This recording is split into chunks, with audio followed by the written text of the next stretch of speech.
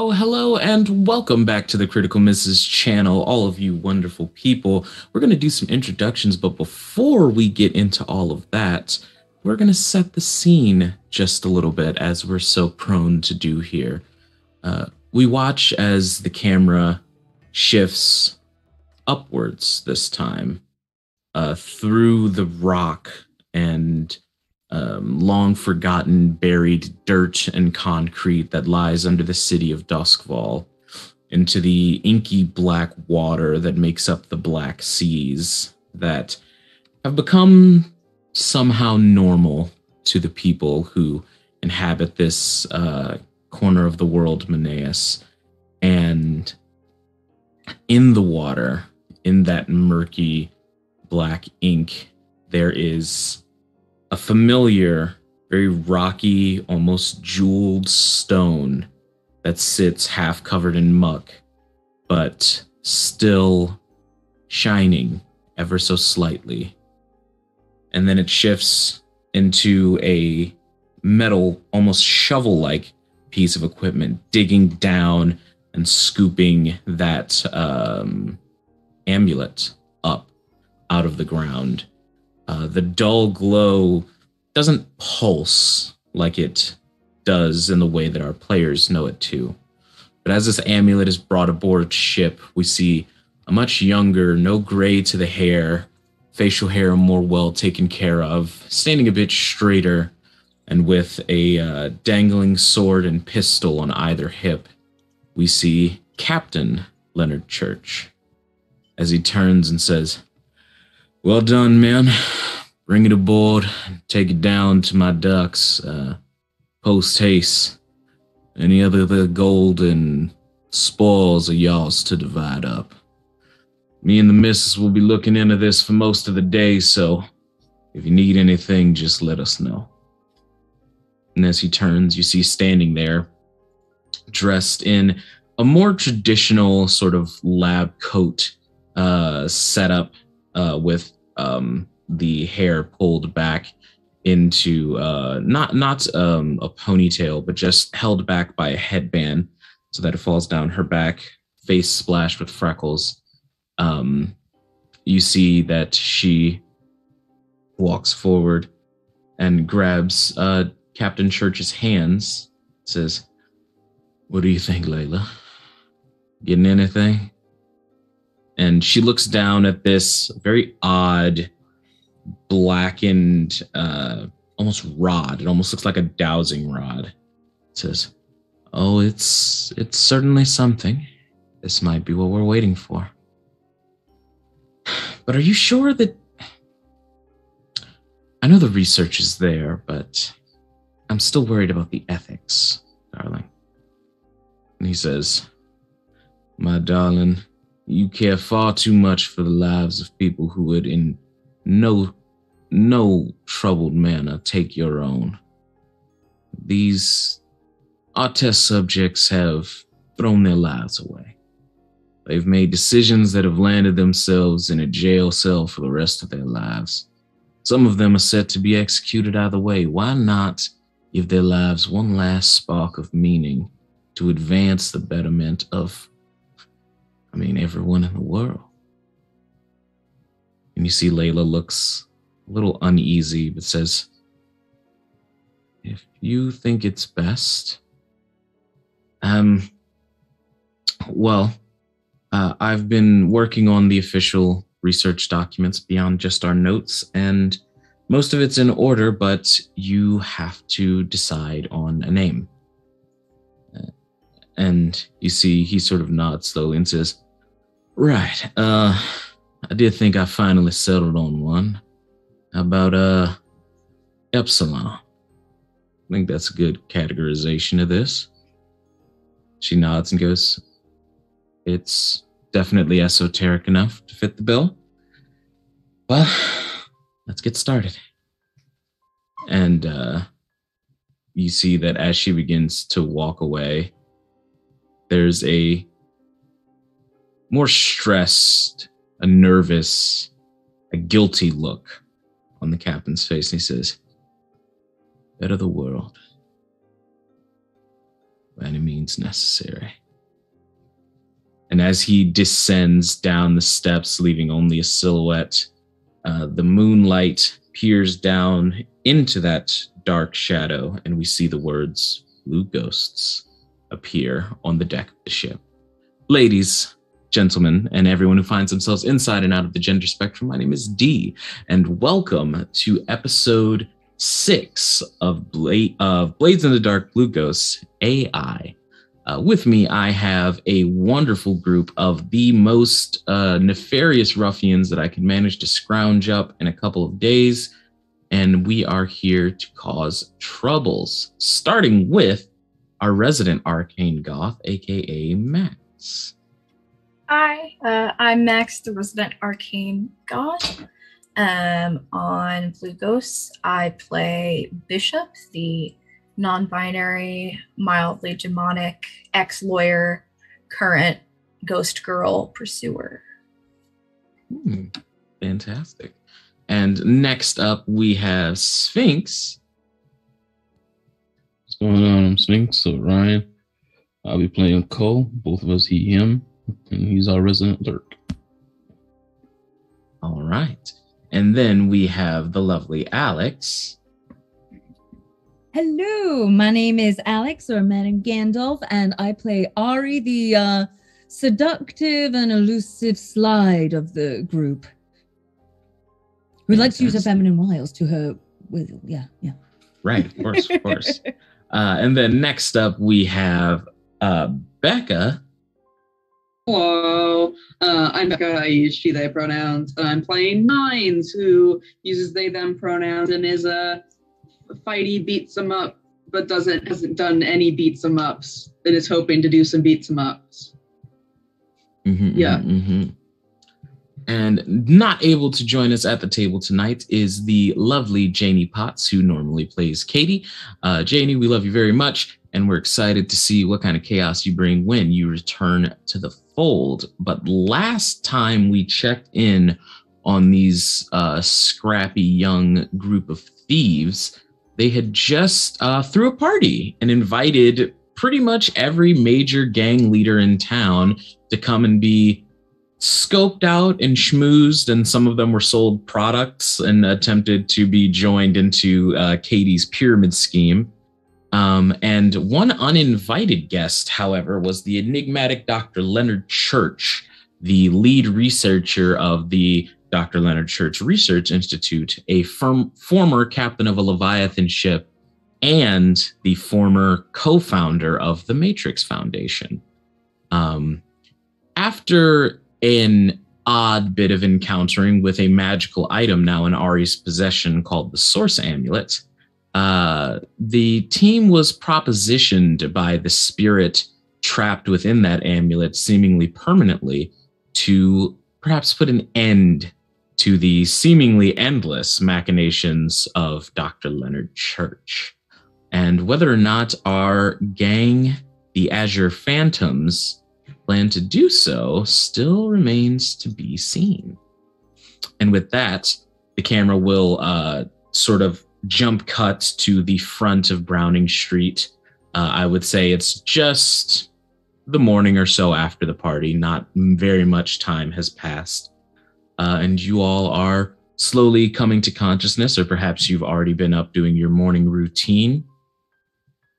And that is where we will pick up with y'all discussing whether or not you plan to take this job offer to its logical conclusion.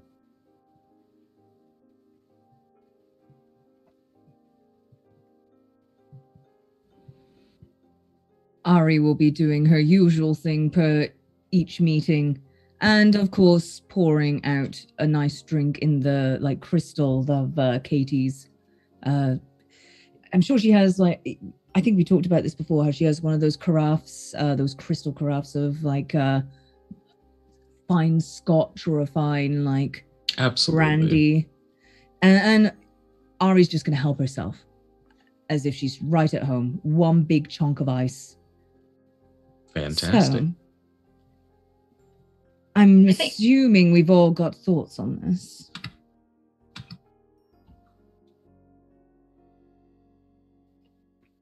At least like to know why. Hmm. I mean, it sounds like he trapped on a rock. I think that's a pretty good reason to kill someone. I mean, why he did it. Oh. Nines will Maybe he hold up a deserved stack of it. papers. Not being here. I try to read through it, and it's a bunch of nonsense science talk. Ari will grab it off Nines and also start like kind of flicking through, probably unaware of any of what the lingo means as well. Okay. Yes, I assume killing someone like Church brings consequences. At least like to know why I'm doing it.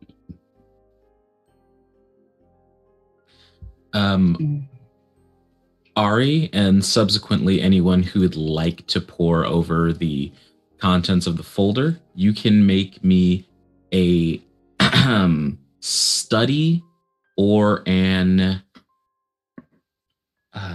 attune check. Either one of those.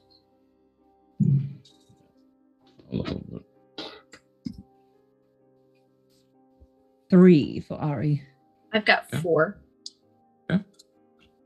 6. Okay. Carl's just like, I get it. I click.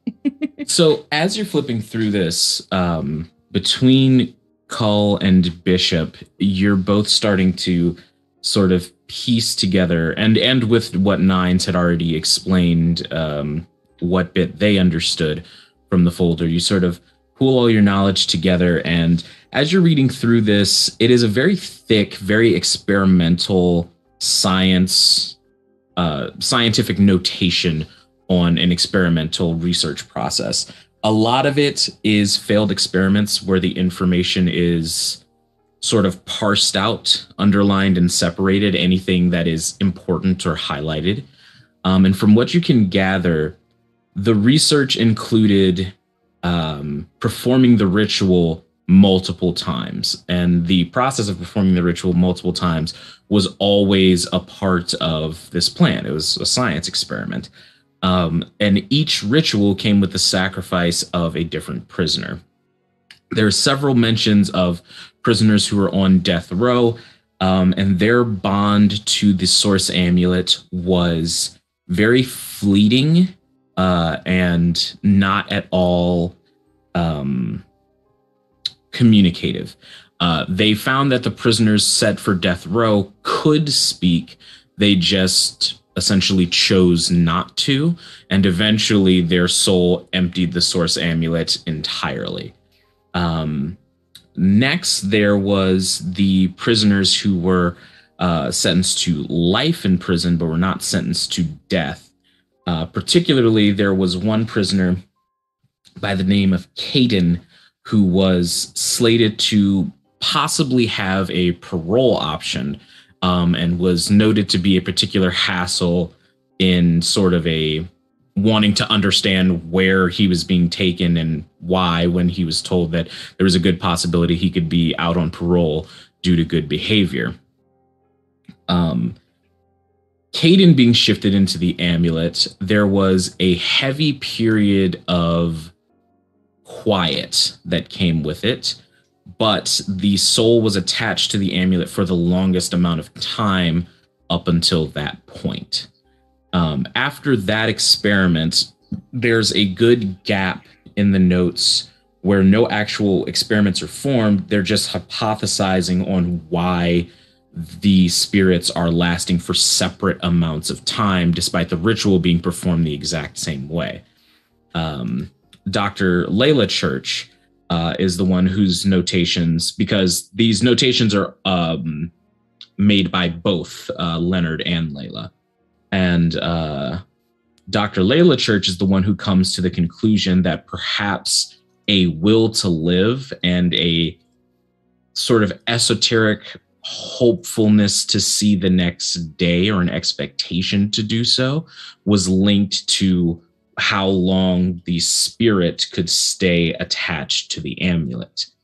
And therefore, the prisoners who were slated for death row had sort of already come to terms with their deaths, so their spirits were more ready to move on when the opportunity presented itself.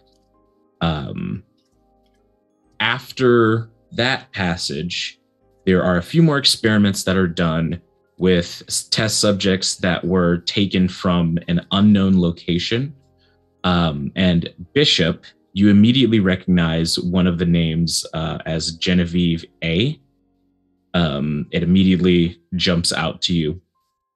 And there was also mention of a man named... Sorry. Arnold Kafka, who seemed to be supplying these new test subjects. You're not exactly sure. There's not too much about that is kept within the notes. And the last major change in the notes as you continue is after the next 5 group of experiments with these test subjects from an unknown location, the notes go from being between Layla and Leonard to just Leonard. And it begins to talk about experiment XX, the 20th experiment in the series. And this is when the mentions of the Matrix Foundation cease, and it begins being known by the Dr. Leonard Church Institute. Cull, with a 6, you notice that the excitement, like the sort of passion that Dr. Leonard Church was writing with, fades at this point. It starts becoming explicit stats. This happened. No mention of changing the world or improving life or any of that. It is just explicit notes, as though he's writing it down only because he has to by this point. And yeah, though that is most of the contents of the folder. Oh, you also note, after that final transition in the preparation for experiment 20, the project name is changed from Project Epsilon to Project Layla.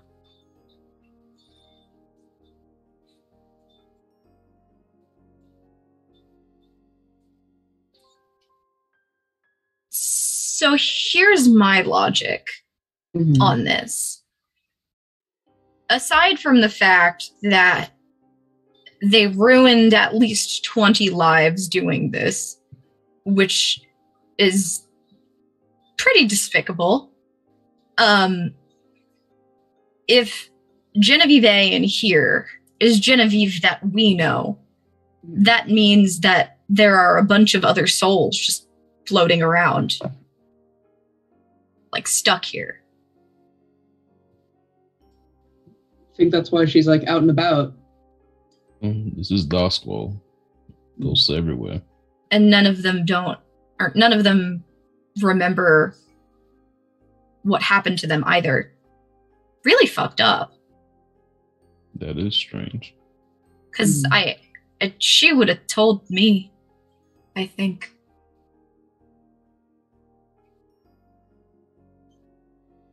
All of this feels akin to human trafficking. They are similar. Mm-hmm. I feel that experimented on. I mean, I may come from a place where we sell ourselves a bit, but most of the women there do seem to have some power, control, and choice over this matter. Our men are non-binary friends too. I would hate to think of somebody just having to be experimented on without any choice or say in the matter, and this feels slimy.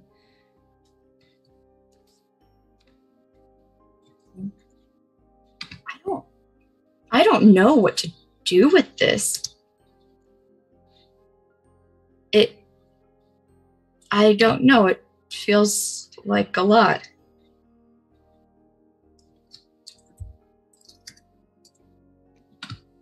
I mean, we have several routes. We could sell the amulet to Future Lady, be done with it, don't kill Church, leave that whole situation behind, or kill him and then have to kill probably also a future lady because she'll be upset that her dad can't invent whatever future stuff. And then we have people in the future coming after us? Would that be a thing that would happen? I guess if we kill them, we run the risk of them coming after us, whereas if we do the job, we get to go on as normal. I guess this comes down to more of a where do we stand? For money or for morals?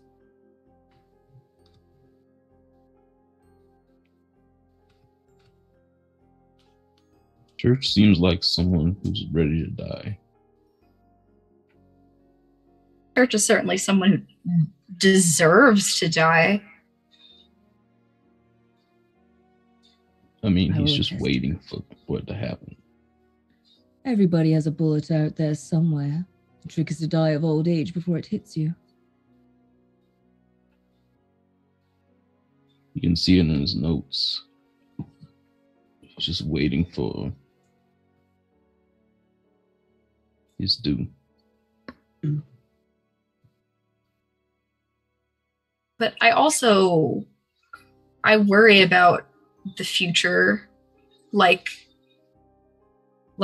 if this stuff is supposed to be invented like based off of the amulet, like I know that it will get invented anyway, but is it wiser to leave that to fate?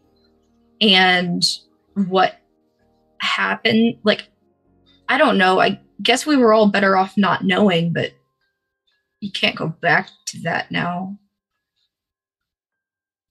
I mean, Wait, we don't. the method that Alizé told us about is different from the method Alizé's father is trying to develop. Is different from the ad that got developed anyway, right?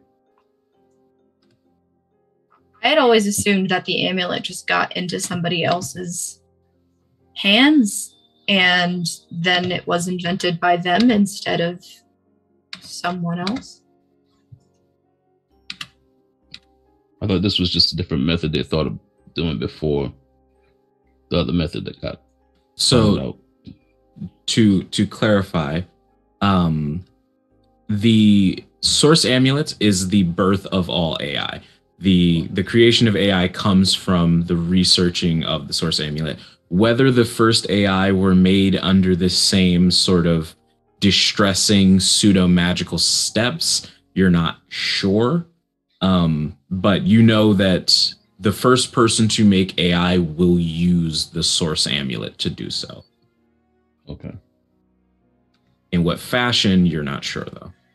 So, what if this source amulet is far out of their reach? What if we were able to keep it that way? I assume that's why she came back into the past. I mean, Alizé said that she wants her dad to get the credit for this inevitable thing. Mhm. So I guess the only way it would truly become uninevitable is if we destroyed it. But it seems kind of nice. They have all this stuff. She has these magic temporary tattoos. Like, Also not sure what destroying it would do. I don't think that that's the right option. But my point is, something is going to happen with this amulet, whether it be with Alizé's father or with someone else. So, I don't know. Maybe we should just give it to her. We get cash out of it that way. Same end results if we don't give it to her and we're just poorer. What about Layla? Yeah. Maybe we should ask That's the question. them what they think. Church isn't immortal. He'll eventually die, which means what reason would Layla have to cling to life? Vengeance can be a strong motivator. Against who, though? I guess we've never asked. The inmates were ready to go, and that's why I didn't stay long in the amulet. So The there church must never be let, something the keeping her here. unless it's not her in the amulet in the future.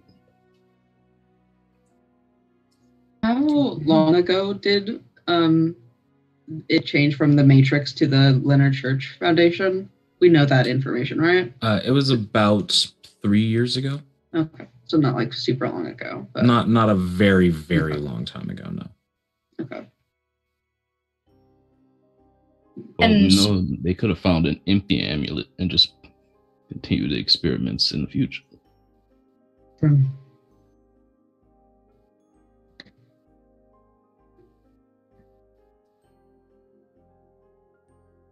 And I'll be upfront. I don't trust Alizé at all to keep whatever they're doing contained.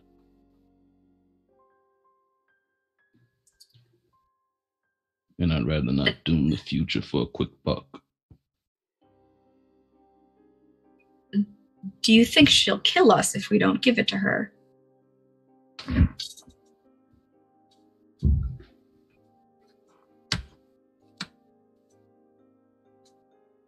I'm Possibly, confused. 'Cause maybe.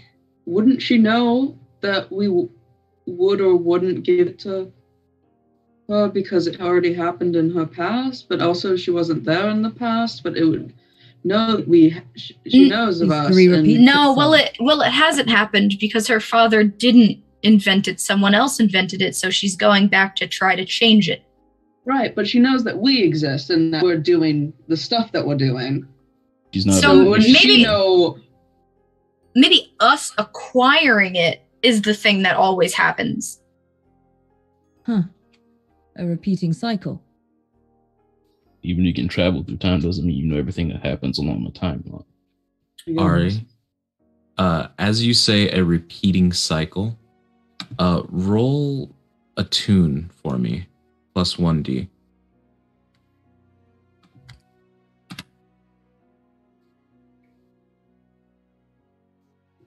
That leads us to a 6. As you say, just sort of lost in your own thoughts, repeating cycle, you feel a hand on your shoulder sort of patting you, and you hear Josiah's voice say, "We call them patterns, darling." Patterns. She inadvertently says out loud. All that is going to come to pass is what destiny wills it to. You're etched within this pattern. Your names will appear on the fabric of this story. But you decide where. You decide how. The outcome is what it will be, but the journey, well, they say many roads lead to Rome. We write our own destiny, even if patterns are repeated.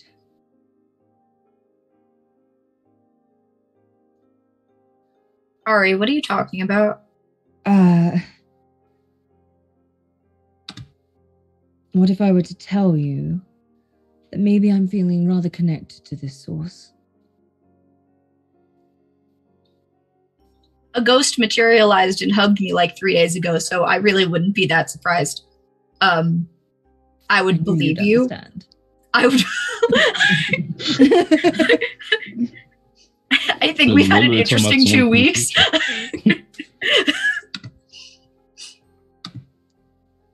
Yeah, we know a future person. I have a what did you call it? A Funko Pop in my room. Weirder things have happened. Very true. It seems that we're onto something with this pattern.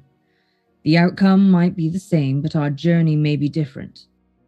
And we all know, as far as a butterfly effect goes, that one slight change to the journey might indeed change the outcome of the pattern. Maybe it is up to us to do the unexpected here. But didn't you just say that the outcome is fixed? Or I guess it depends on what outcome you're talking about. What will be, I feel, was more the message. That thing is que sera sera-ing you? That's bullshit. Ugh. Give me that drink, Ari. God, It's over for it. Again, I'd rather not be the hand that causes the repeating pattern. So what's our option then? Well, if the repeating pattern is to keep them here, maybe it's up to us to try and help them out.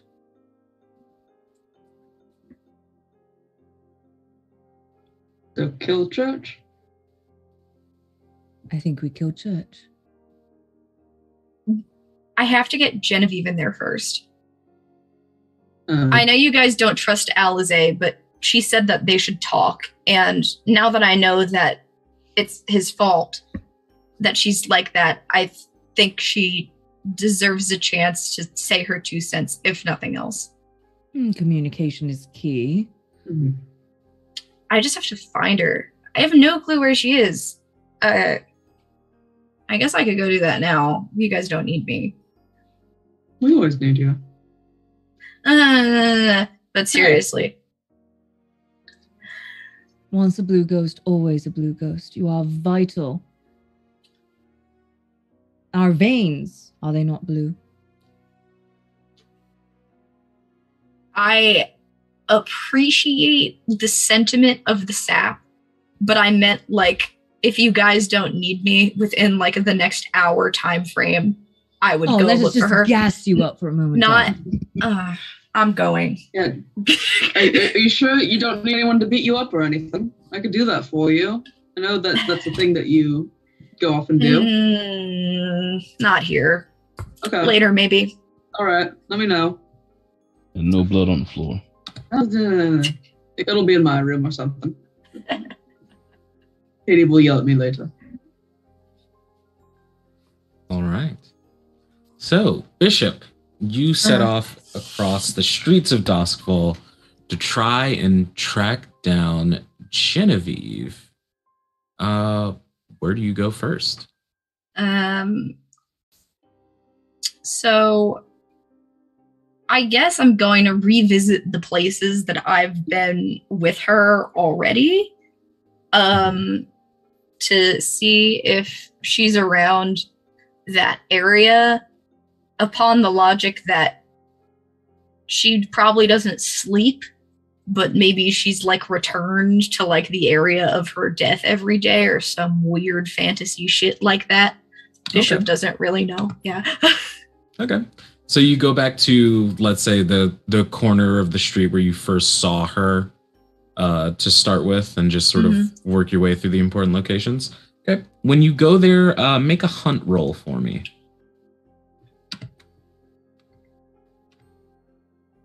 Oh, yeah, I know that one. Oh, I don't really know why I'm going to roll again because I rolled a 6. So I'm just going to keep it 6. Okay. So with a 6, you come to this place, and the streets are sparse but not completely empty. And you notice something that you didn't notice before, or that you didn't notice it, but you didn't really have context for it. You don't see Genevieve anywhere, but the store sign that she was standing under is called Ardinelli's Ice Cream Shop.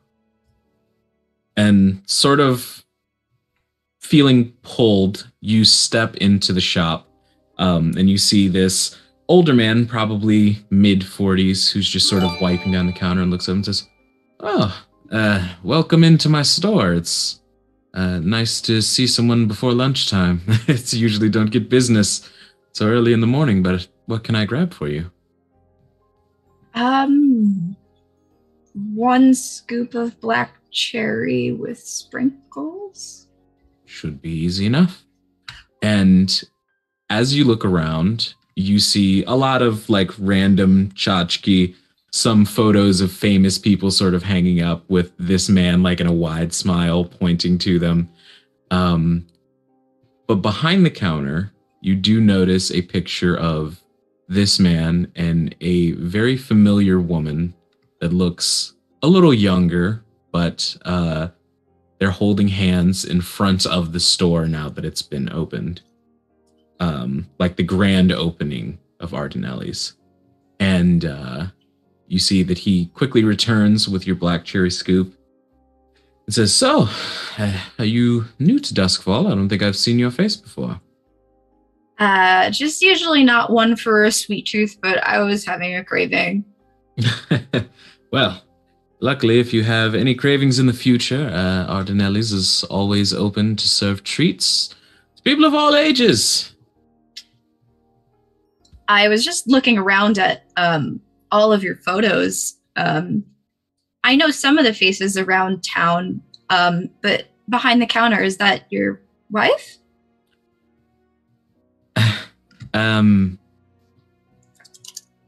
For all intents and purposes, she should have been, but things happen, you know. I had to keep the business going for her for no other reason. I didn't. Sorry. Oh, it's fine. It's fine. You just asked a question. I've got a good support system, and I've come to terms with it. It's just hard when things are so sudden. I know how you feel. Sort of. I'm very sorry to hear that. Touché. So you still run this place? That's really nice. Well, it was our dream. She always wanted to open a restaurant, and I wanted an ice cream truck, so we figured smush them together.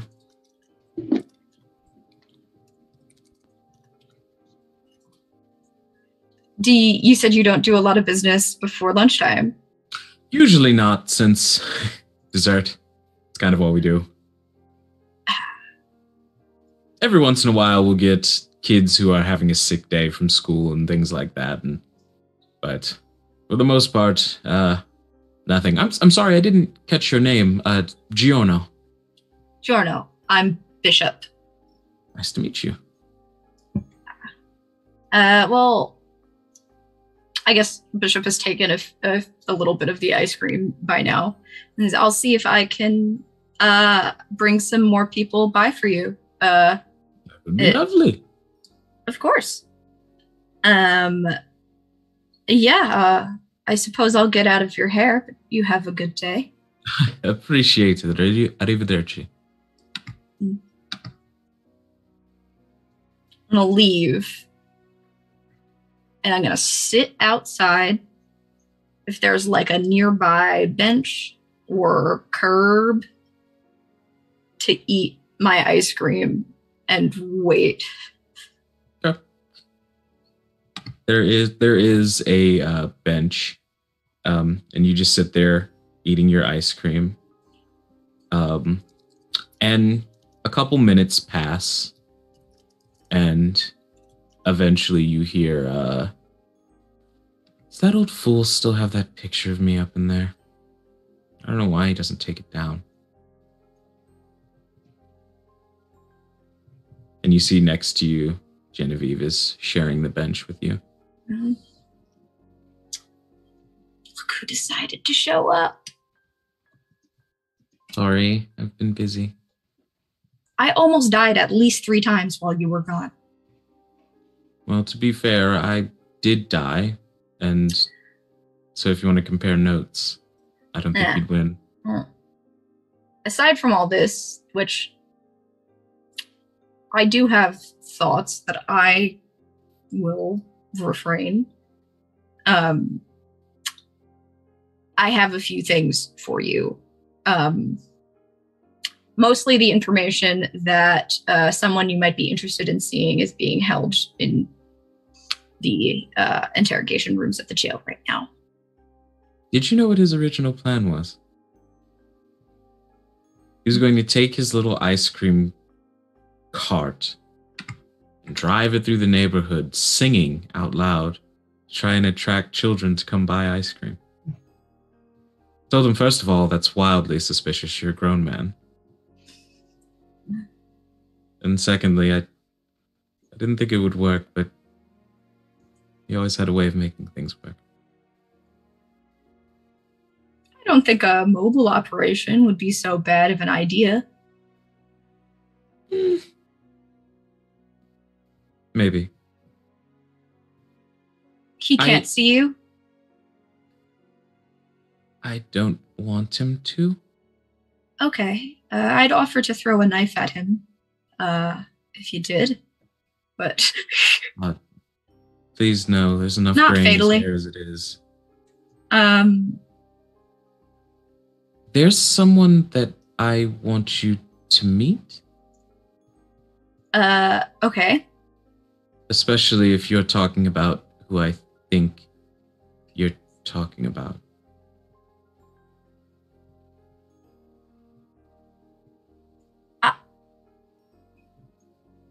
I guess...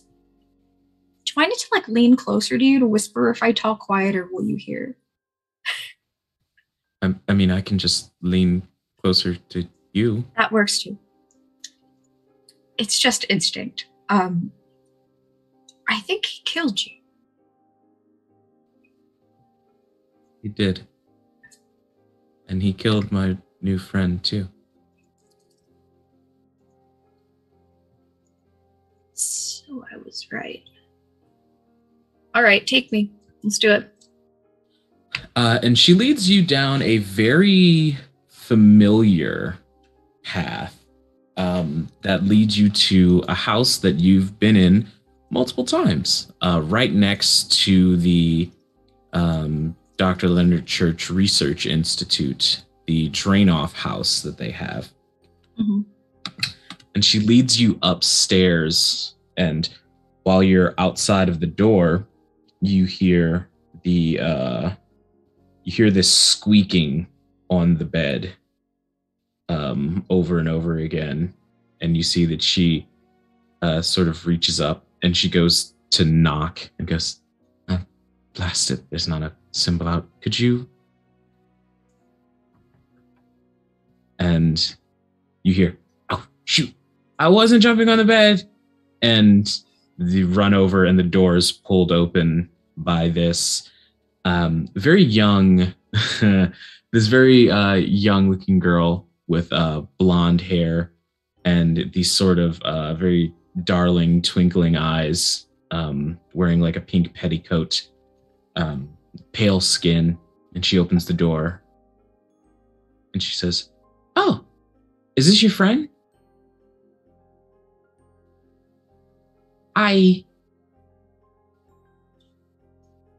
And you see Genevieve goes, do you mind if my friend and I come in? I told you that they may have... I want you to tell them what you've been telling me. Is that okay? And you see that there's sort of a little bit of thought that goes into it, and then they go, okay, come in.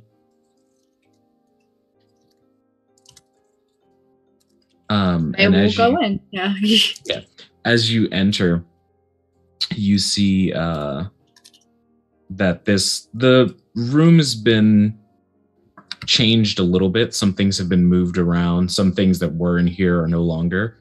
But the most prominent one is that the doors on the wardrobe have been removed and all of the clothes inside of it are gone. So that symbol is sort of just projecting out into the room. And as you cross the threshold, you hear Genevieve's now has footsteps as she walks in behind you. And you can assume that she's corporeal. Bishop, this is Leona Vestial. You know, when I went into that tower the first time, the reason that man found me is because I was talking to someone, and it's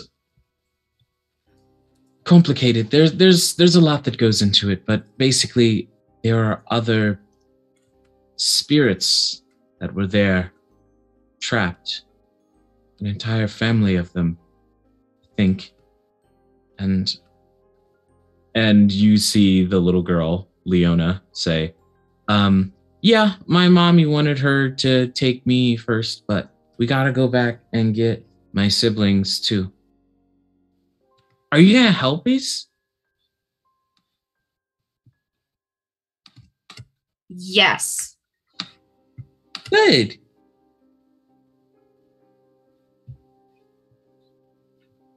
And you see that she just goes over back onto the bed and starts jumping on it again. How long have you had this set up, Genevieve? And who did this? Just you? Yes. I convinced the dorky one to come in here and help take the boards off so that I could be corporeal, and then sort of I sent him on his way, but he came back a few times until Leona scared him away, I think permanently. So. Okay. Okay. This is a lot. This is a lot. So there's more of them that are still... There's an entire family. The Vestials. I don't know why in particular those spirits were kept to be studied, but it's an entire family of people. And I mean, you know, Leona's was only 6 or 7, so she doesn't have any idea why they would have been kept. Okay. Well, would you like the good news or the bad news first? I just flip a coin. It honestly doesn't matter at this point. The good news is that I think we have some extended information that might explain what has happened here. The bad news is that it's not very pleasant. But if you want to come back to where I live, or I don't really live there, but I don't really live anywhere, where I go, we'll show you. If it has to do with the leader of the research institute, I think I should bring Leona with us.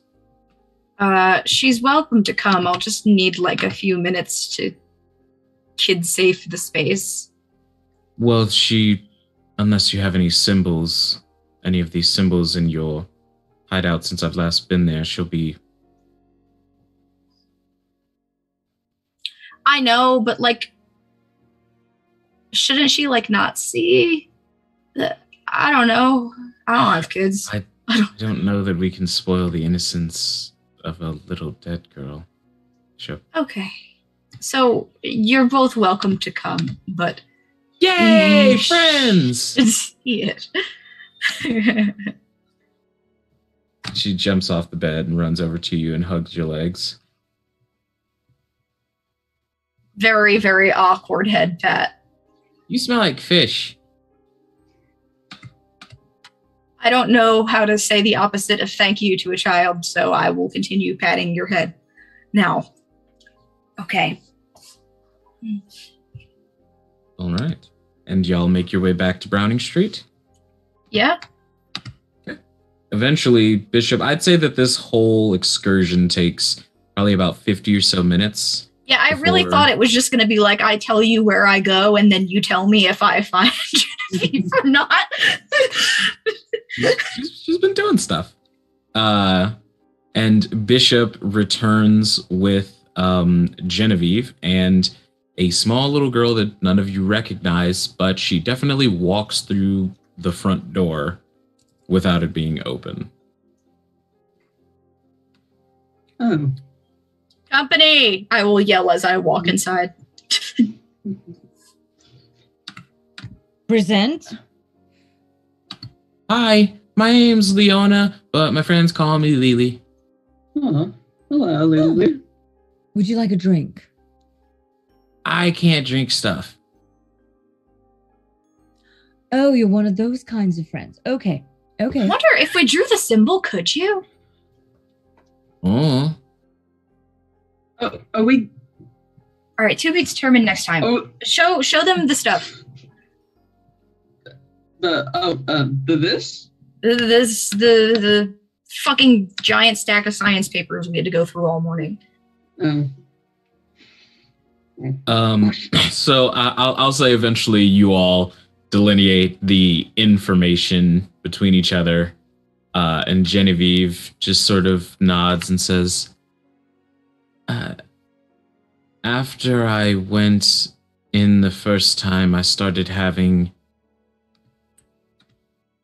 memories, flashbacks, thoughts that resurfaced. I was attacked during my wedding because of something my grandfather was, or my step-grandfather was entangled in. And the wound was bad, but it didn't kill me. It would have, but that man told Giono that he might be able to save me with, top of the line science stuff.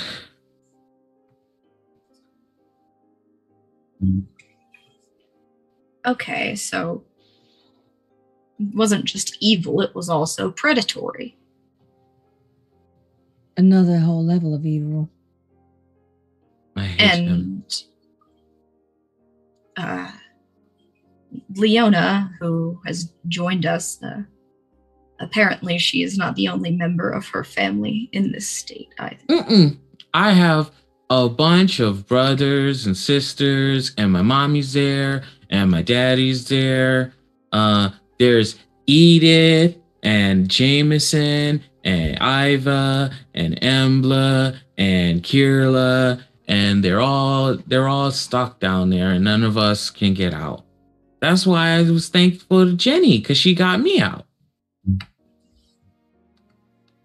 Well, her and that weird sticky man. Otto. No, he's a real person. Kind of weird, but he's nothing to worry about. Oh no, I always worry about sticky men. Ugh. Yeah, you and me both.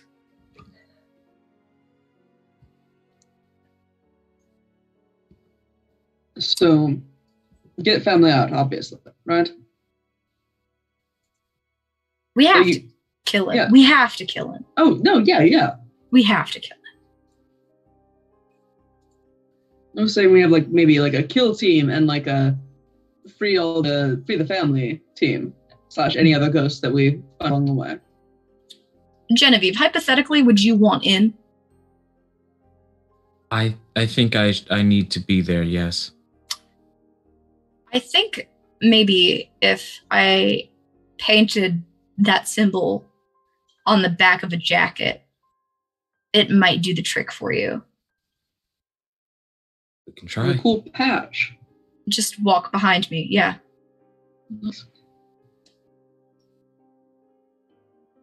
All right, if you think that's best. No, it's what you think is best that I'll do, but the option is on the table if you'd like to try it.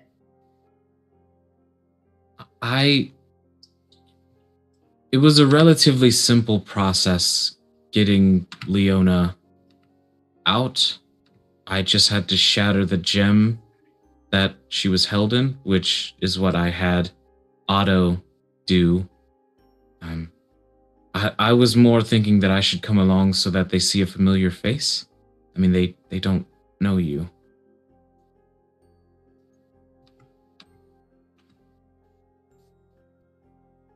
That is true.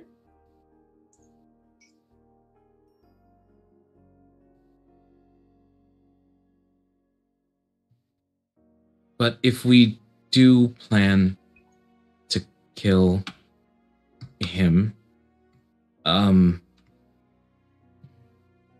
would be going to do that? Me. Me as well. Nines, probably. Yeah. They pack the meanest punch. I try. Okay. Well, there's that. Ari, are you wearing the source amulet? I believe she is still. Okay. But tucked between the crevices. Right, naturally. So projecting out of Ari's cleavage, you all see this sort of pale blue light. She also wears like a bunch of extra necklaces, which is why it's like layered and layered and layered. Gotcha. For sure. And from that pale blue light, you make out a small image of a woman you've seen in many paintings by this point, who sort of hovers above and says, "Good evening. Genevieve, right?" And you see Genevieve like slowly nods, not overly understanding. And she says, "If I believe that the release of these people in the basement is the top priority, but I've thought about it, and I think I want to speak to him before he dies. So perhaps I could go with one of you two rather than be with Ari."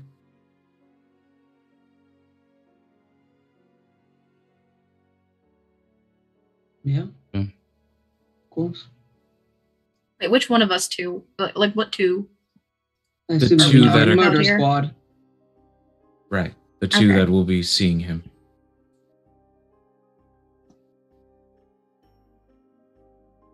I always do prefer company.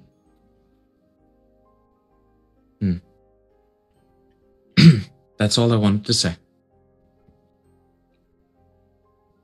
And you all hear Leona sort of like lean over to Genevieve and go, "Jenny, that ghost was blue. That was weird."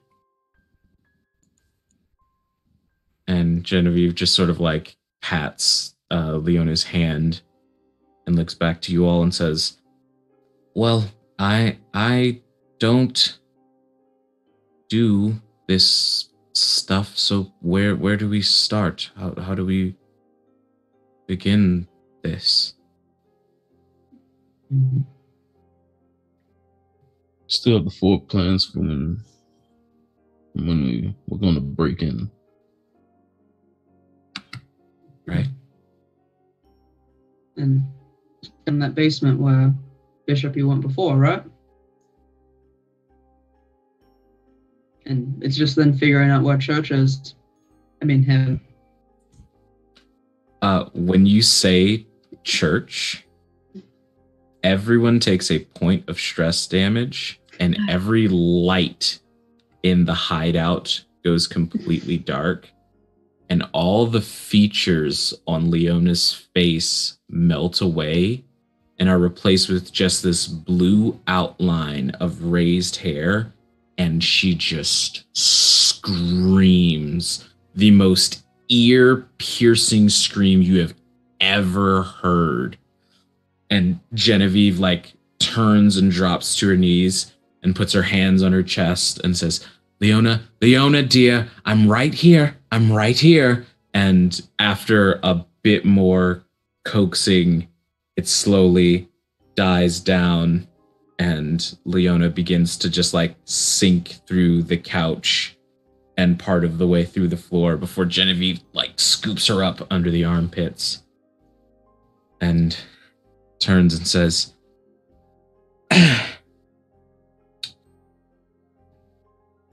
she blew out a couple of windows the first time I let the name slip. You drums, I'm sure. Oh, Yes. God. All right, so we'll use the code name. Mm-hmm. Yep. All right, we'll just treat it like a Voldemort sort of situation. He who shall Okay. not be named. I'm going to step outside with her, see if I can get her calmed all the way down. Of course. Yeah. Sorry. It's not your fault. Yeah. Trauma's difficult to navigate. Yeah.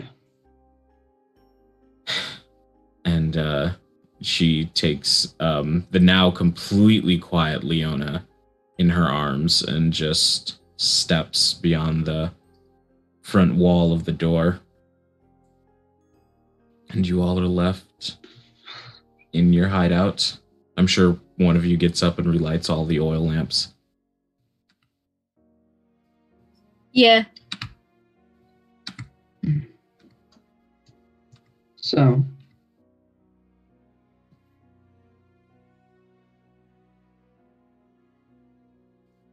Oh, So I guess we got to figure out where they're holding him right now. Yeah. And Would be his navigate. office, probably. Or if he's still in jail with LaRose, right? I He thought they would let him be out. in one of the longer term holding cells. if I talk to Nyrix, I might be able to find out if she knows anything about somebody being held. I'm sure at some point one of the officers or keepers of the jail may have been a client. They often need a little bit of release. So wait, he's still in lockup? I mean, he was in the interrogation room the other day, so he's either there or He he's was out not. at the party. But he, Oh, yeah, he was out at the party. My social Mhm. battery died. So, I don't know. He's got to sleep somewhere. I'm assuming at the Institute.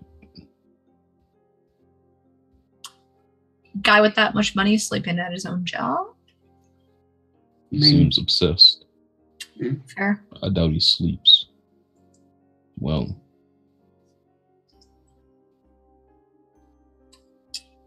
I think asking Nyrix and otherwise company might be a good place to start. They're often offloading, and aside from a barber, I don't know anyone else who divulges more information.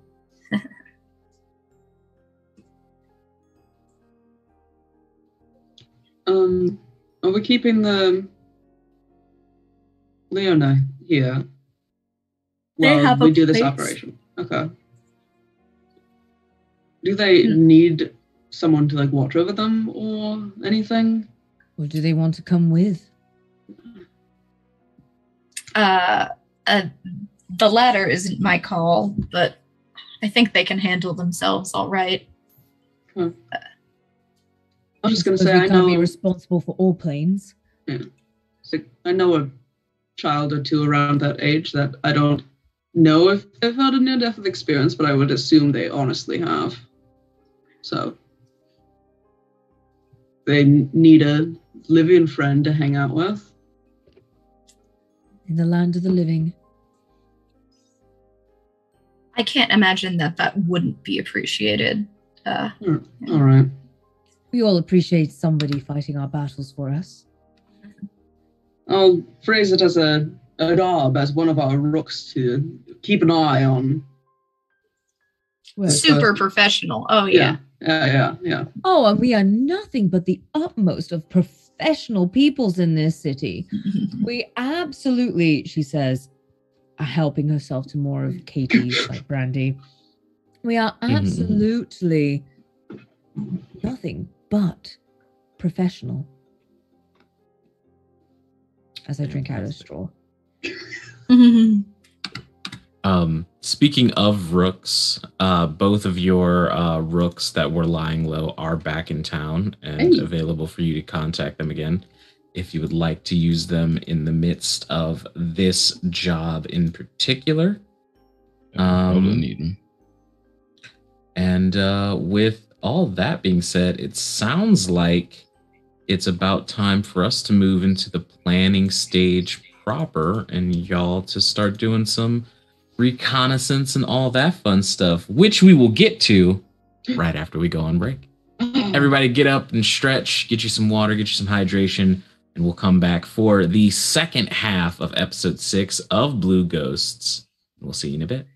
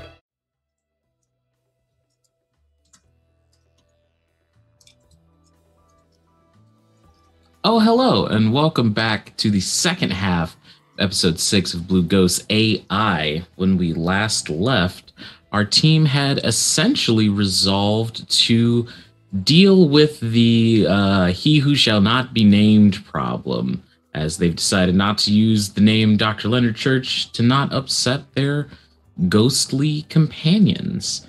So we're going to jump right into some planning shenanigans. Let's see what we have here. Yeah, as they call them. And yeah, I think pretty obviously, correct me if I'm wrong, but the plan type is going to be assassination, I'd assume. Right? Okay. I would say as such, yes.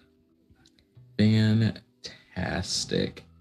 So, in the event of a so sorry, I'm scrolling through a very big book. All right, in the event of a assault type plan, the missing detail that y'all have in this case, which is pretty accurate, I believe, is the point of attack. You do not know what room Dr. Church is going to be in.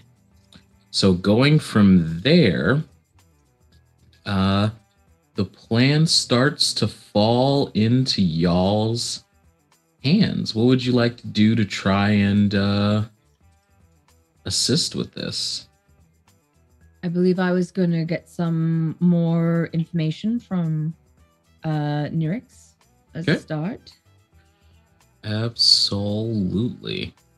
So you go back to your place of work where Nyrix usually is.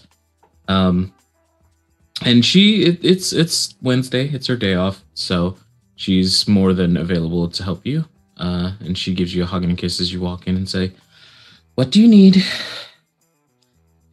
I do apologize, Nini, but I'm looking for a particular bit of sensitive information this time. Oh, it's fine. You just only visit me when you need something. I'm so unloved.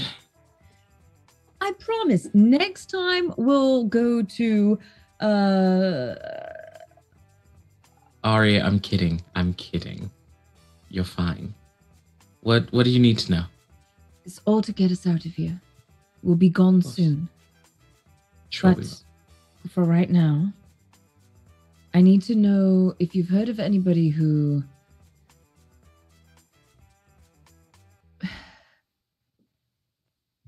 Alex is having a mind blank of how to phrase this.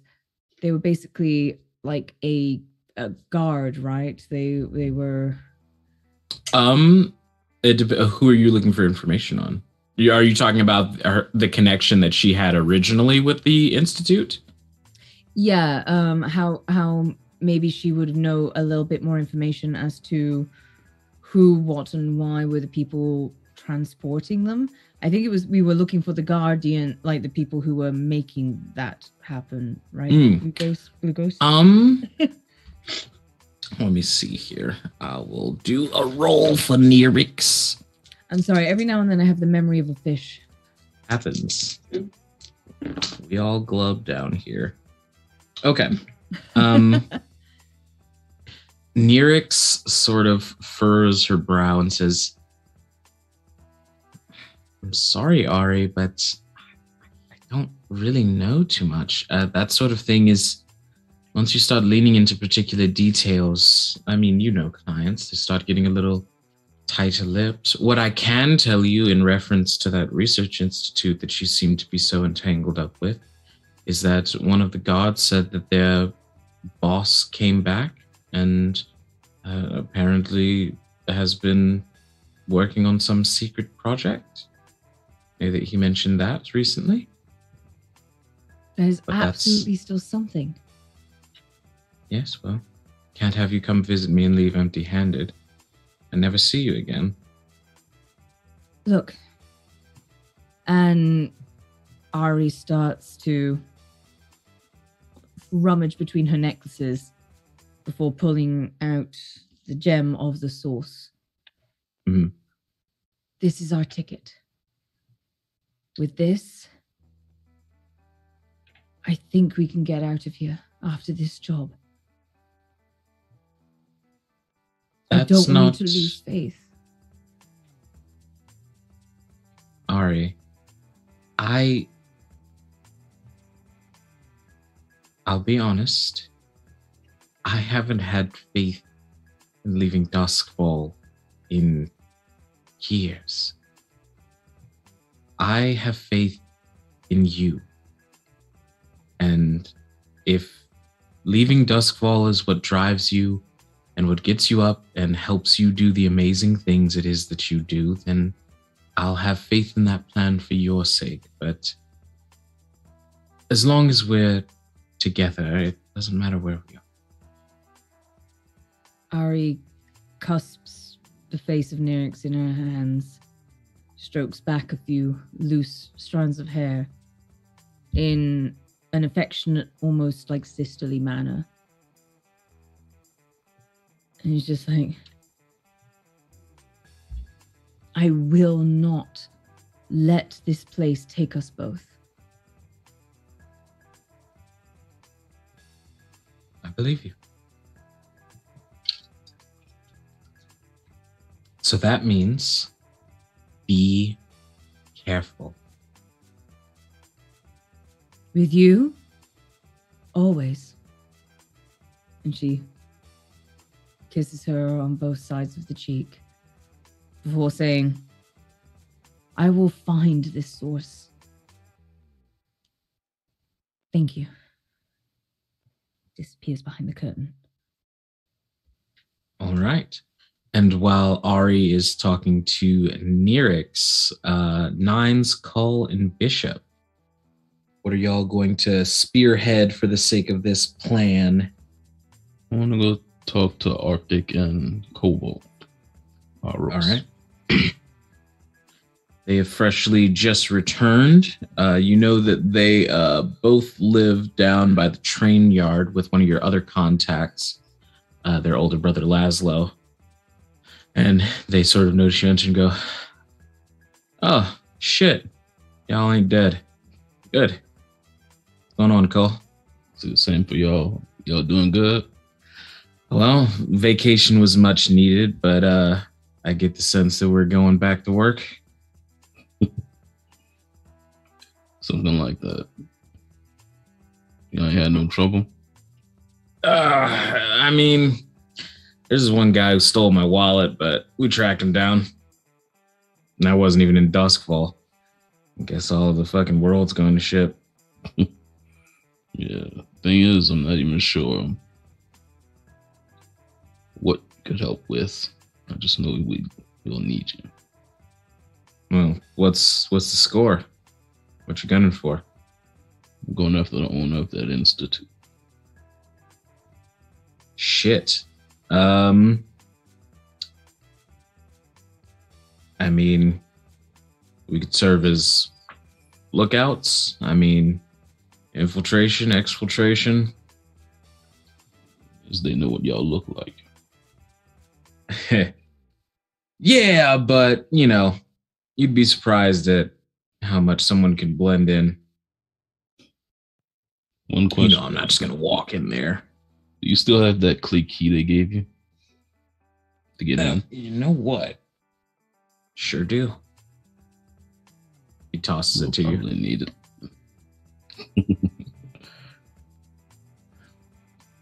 Y'all could probably come through to the hideout, help us plan. For sure. Might be something y'all can give us insight on since y'all were inside. You see Arctic pops up and claps his hand again and goes, all right. Oh, man, I've been waiting to get back into this. That vacation was way too long. Let's make some fucking money. Well, you'll get paid. And you see Arctic sort of nods and goes, all right, well, we'll get our gear together and we'll head over there as soon as you're ready. Y'all know when you're trying to get this thing going? We get the information together probably as soon as possible. For sure. All right, we'll see you over there. All right, catch y'all later. Cole, go ahead and roll a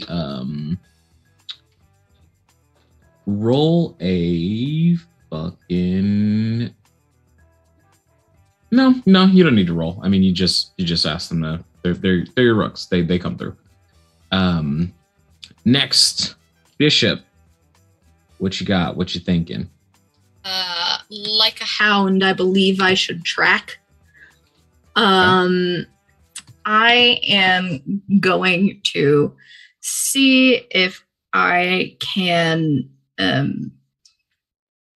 either talk to business owners that are near the police station, or people that live by the police station, things like that, and see if I can find out about the going of Mr. Church, and where he'd have gone home to, if anybody saw.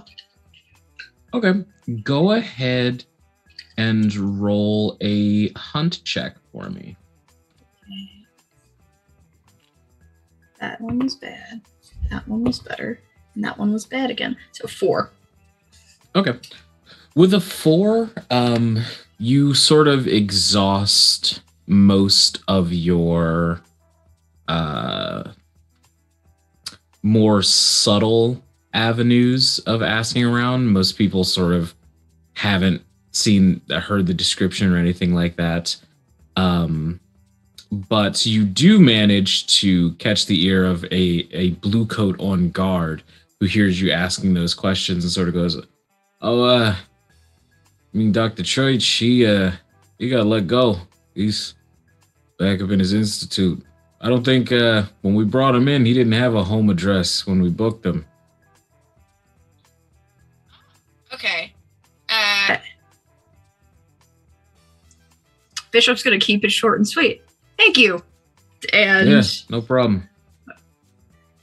All right, so that confirms that he is at the institute, in which case we know how to get in there. And Nines, what you got? I'm gonna go find our third rook. Okay. Easy enough to track down. You see that he sort of looks a little dirtied up. There are some new scrapes on the face, but he looks happy to see you and he goes, "Oh, finally! You got a job?" Yeah, actually. Yes, yeah, yes. I do. Yeah, it's pretty important. So we've got this contact that we need to keep safe. Mm-hmm. And you're going to be the one guarding her. Perfect. This is a good use of my skills, but first I want to talk about payment. Okay. I'm thinking 2 bags of jelly beans. No, 3. 3. 3. Really driving the hard bargain with that one. Hey, I'm a freelancer, and you gotta pay to survive in a capitalist society. Yep, you got it. Yep, capitalist. That's definitely the word. Good job. Yeah, that could definitely be arranged. Do you want half up front and then half when the job's complete? Sorry to split a bag of jelly beans in half, but let's say 2 up front.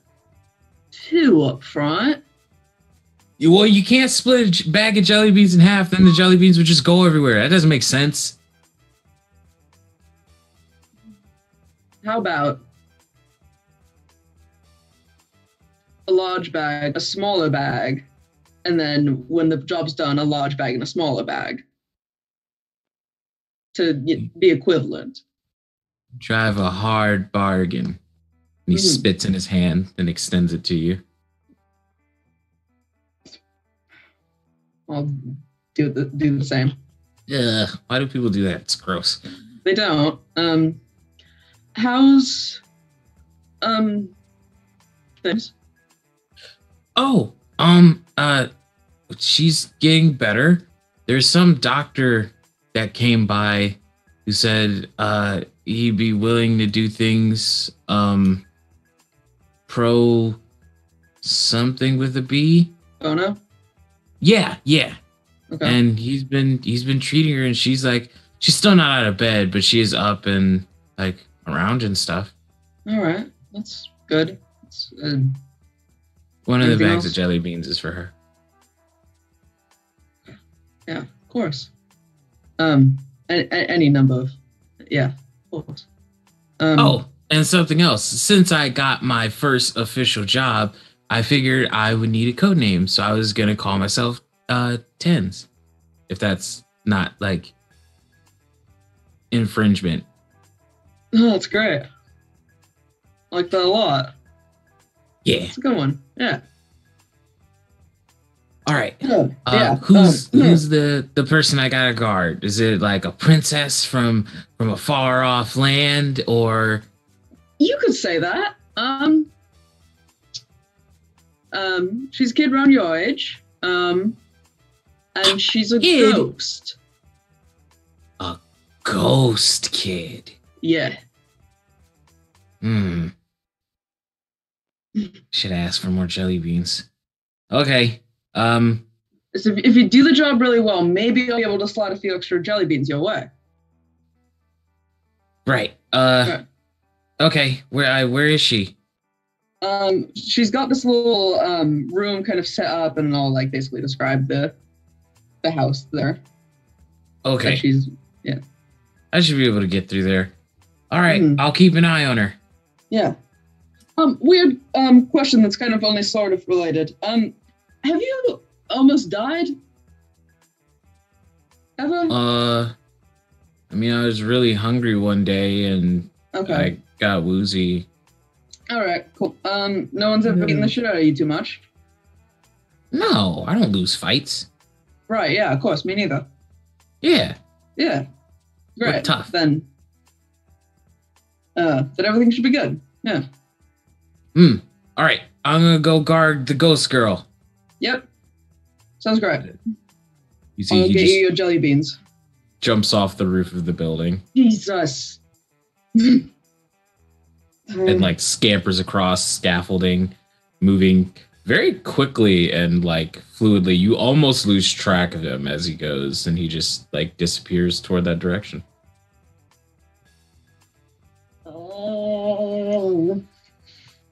Yep. And with that, you all have added. I would say that's 4 successful things. So we're starting with 4 die in the pool. Are there any other preparations or engagements y'all would like to get into?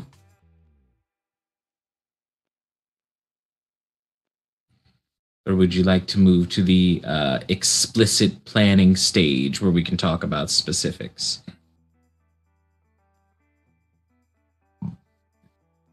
It sounds like we're ready for specifics. Yeah, I have an idea, but it's more for the specifics.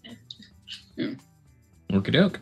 So you all are in the hideout proper, along with Genevieve, Layla via the Source Amulets, Cobalt, and Arctic.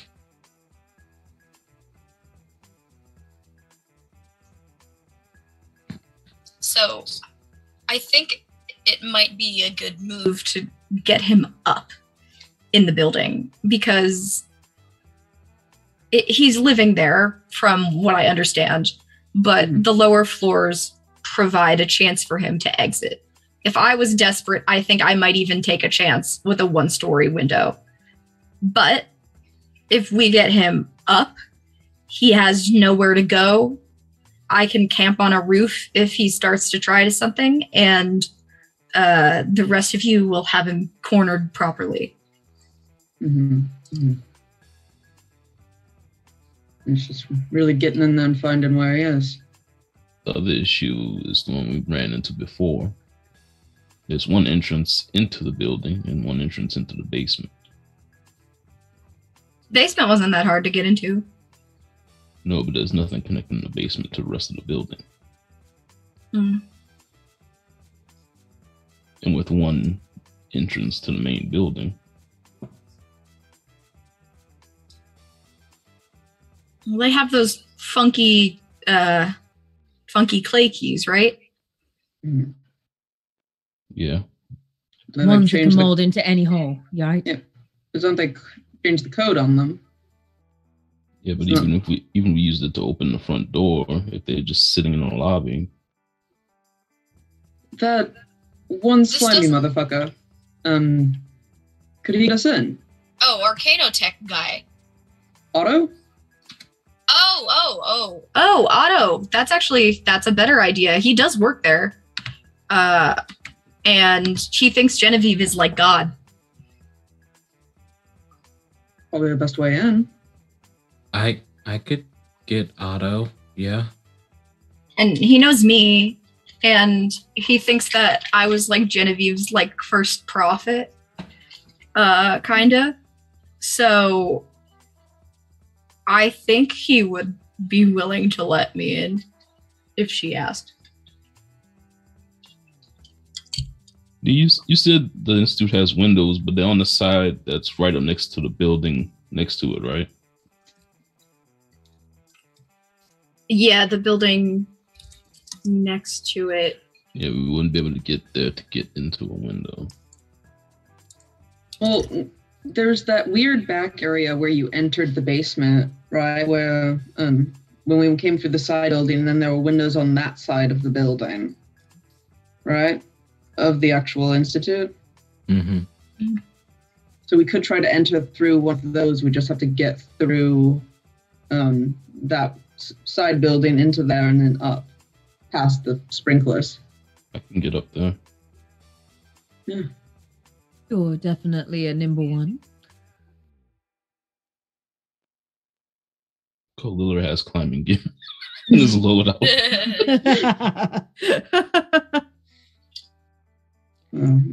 I can probably pack some as well if I can. So we can both climb up there, and then if we bring 2 sets of climbing gear, then we can get up, and then Arctic and Cobalt can, if they're coming with us into the building itself. Sounds good to us. Hopefully the key will be helpful getting through doors if it's needed. Hopefully. I mean, we also don't know what kind of security they've got on the inside. If they've got that kind of tech on the front door, maybe the key will help us get from floor to floor on the inside. One would hope. Did you see anything when y'all went inside? We were in there. We Right. didn't get super far. We were mostly led around since we were new hires. But going from floor to floor, what I will say is that key may need to be, I don't know, retaught.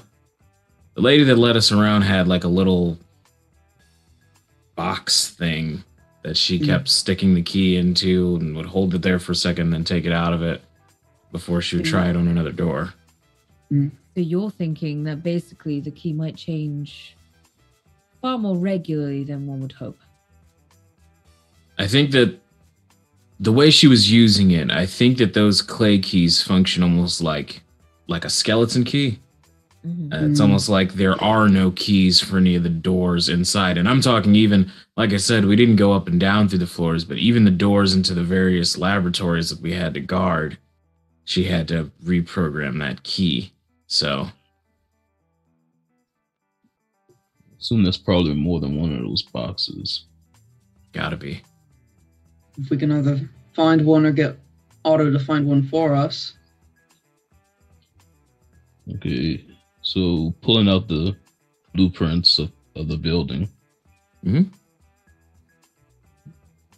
Genevieve went through the actual building before, didn't she?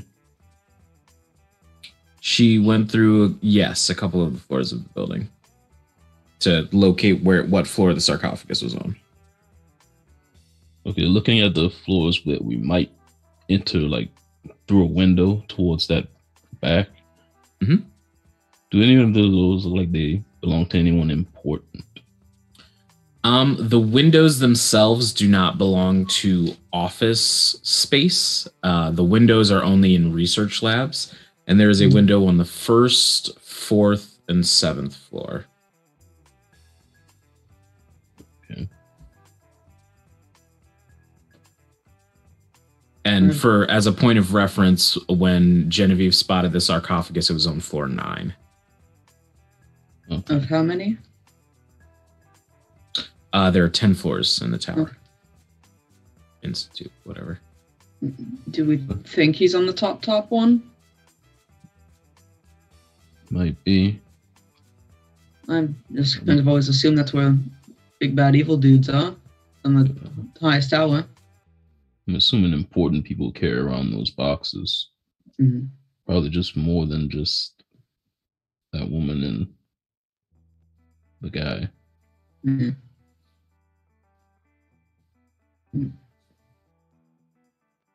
Well, I can go find Otto and ask him what he can do. Maybe he has access to a box, and just see if he can help us get in any way. That'll work. Right. Okay, I'll start there. What about the basement team that's going to get the Vestiles out?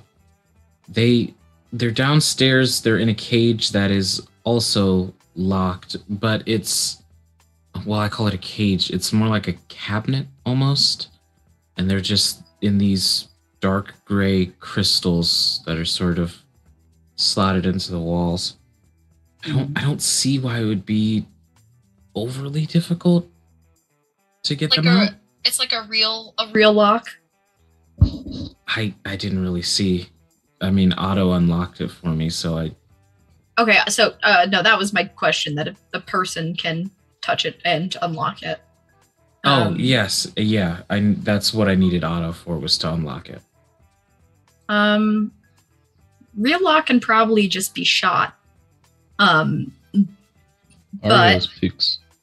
Yeah, we could try to pick it, or we could just take the cabinet apart. It's a cabinet. They can lock the door, but we can take the side off.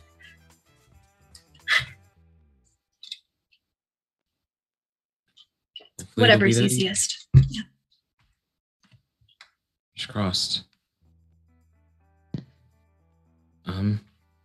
So we have a way to get to him if he's where we want him to be, but what if we can't find him? I mean, we can't spend too much time in there. Layla, do you know where his office is?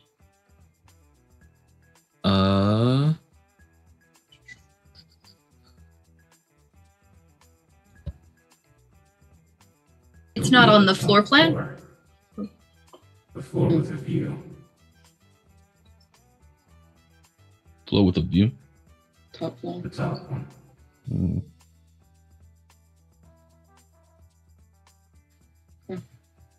Easy enough.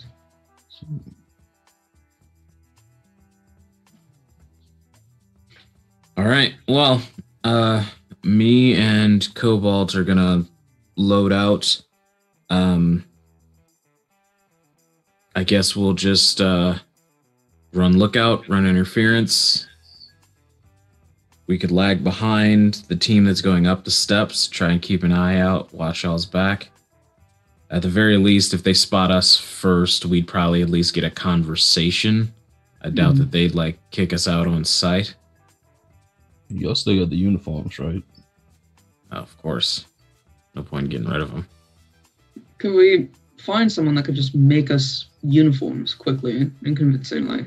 I'm sure Katie has many contacts who could get us uniforms and quick. The number of tailors in the city, honestly. She has the finest at her fingertips. And the uniforms really aren't that complicated. They are not. She's complained about them many a time.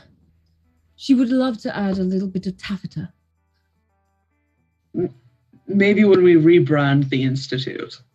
Can we add taffeta then? Yes. Brilliant.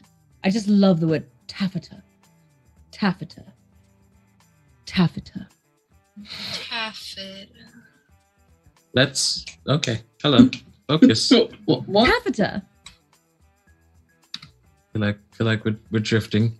The plan sounds pretty put together. I mean, we'll have to obviously give Katie's seamstress a bit of time to get uniforms for us, but The uniforms Outside of only that? work so much. I'm pretty sure they recognize most of that guard. Yeah. It'd probably be good for a quick distraction, but Better have them than not, right? mhm.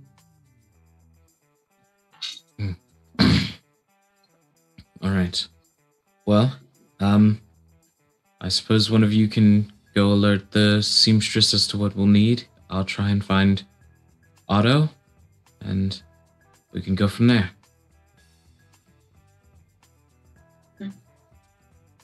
Are there any other beats to this plan that anyone would like to add on? Getting the uniforms, as Bishop mentioned, the uniforms are super simple, so it's not very difficult and won't take a lot of time for you all to get this sort of dark gray vest almost that the employees of the Research Institute wear. This box that they use for all of their like kind of their skeleton key sort of style. Mhm. I mean, there's no way we can get our hands on or replicate this box, is there? I mean, I could describe what it looks like, but I don't have any clue how any of this tech works. Fair and understandable. But it's still something we could look into. Yeah, I'll for spend sure. some time with that. Because we have both keys, the one for the chest and the one that Arctic gave me. Mhm. Get, at least try to see how it might work. Hmm. If we can't use it for this job, might be able to use it for something else, at least. Yeah. Good idea. All right. Well, we're gonna go start putting our loadouts together, and holler when you're ready. Of course. Thank you. No need to thank us. Just pass. Yeah. And you see the brothers make their way back towards the entrance, sort of like talking practice. Cobalt very much is following Arctic's lead, and Arctic's just like, so for this kind of job, you're gonna want to load that's a little on the, and then just like prepping him for the whole thing. So seamstress is easy enough to take care of. That won't involve any rolls. Genevieve goes off to find Otto.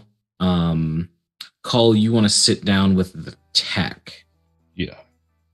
Go ahead and roll an attune for sorry, go ahead and roll study for me. Actually, tinker, apologies. I can't read apparently. Okay.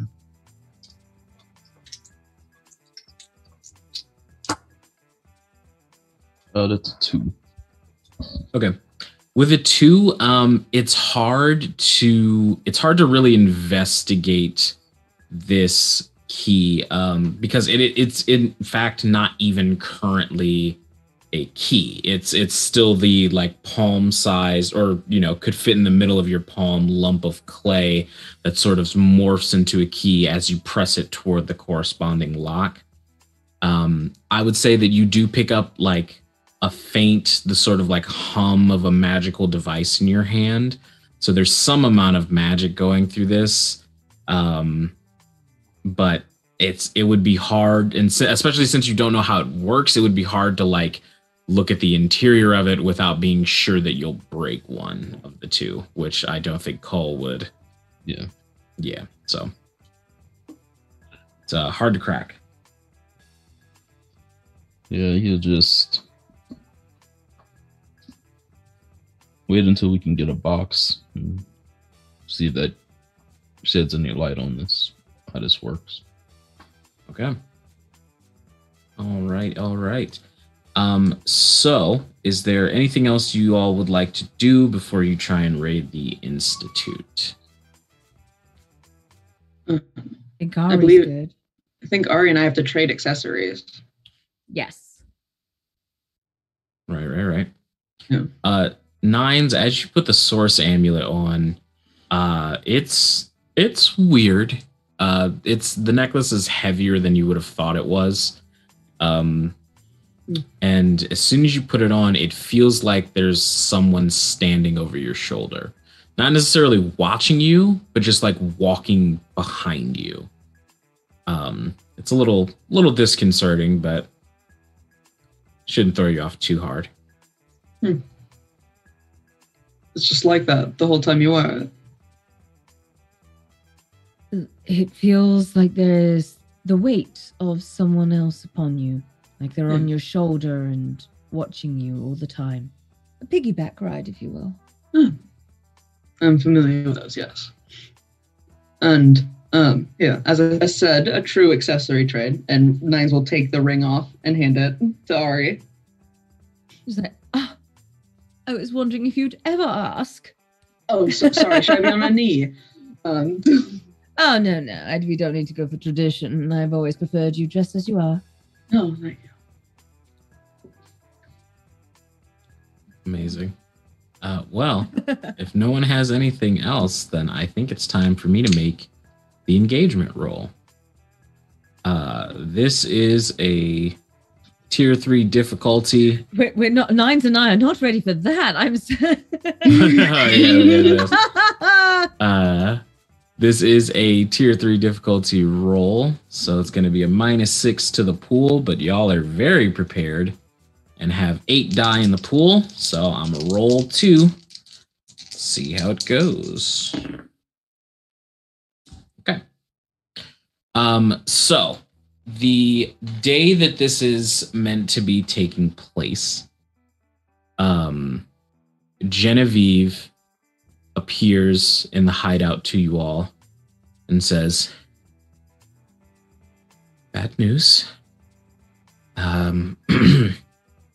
I thought for a while that maybe he was just avoiding me, but I checked this morning and Otto is dead. So that won't work. And you all are going to be starting this plan from a disadvantaged position. So in the opposite way of most of your other engagement rolls, until you do something that puts you in a position of control and make it neutral, you're going to be making every roll with a -1 die. Well, at least we know now, Yes. rather than when we got there. Mm-hmm.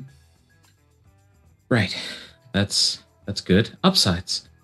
It'll be fine. Where did you find him, Genevieve? In his home. It took me a long time to figure out where it was. I knew he had mentioned it to me, but I couldn't remember, and he's just... It looked like the body had been there for a few days.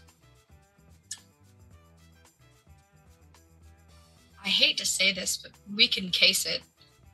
His keys might still be there. Maybe. I wasn't able to go through any of it. That'd be giving us a late start on our plan, though. Does anyone else know how to get in? It's just an oh, you mean into the research institute? Yeah. Ah, sorry. Well, I'm going through the window. Yeah. But then the question is, can we move around once we're inside? Yeah. I mean, we could try picking locks. I don't know how difficult or weird they're going to be, being, key related. Well, a key related. I have no idea how those things work. I might have a few crafty fingers about me. I might be able to at least attempt to pick a lock or two.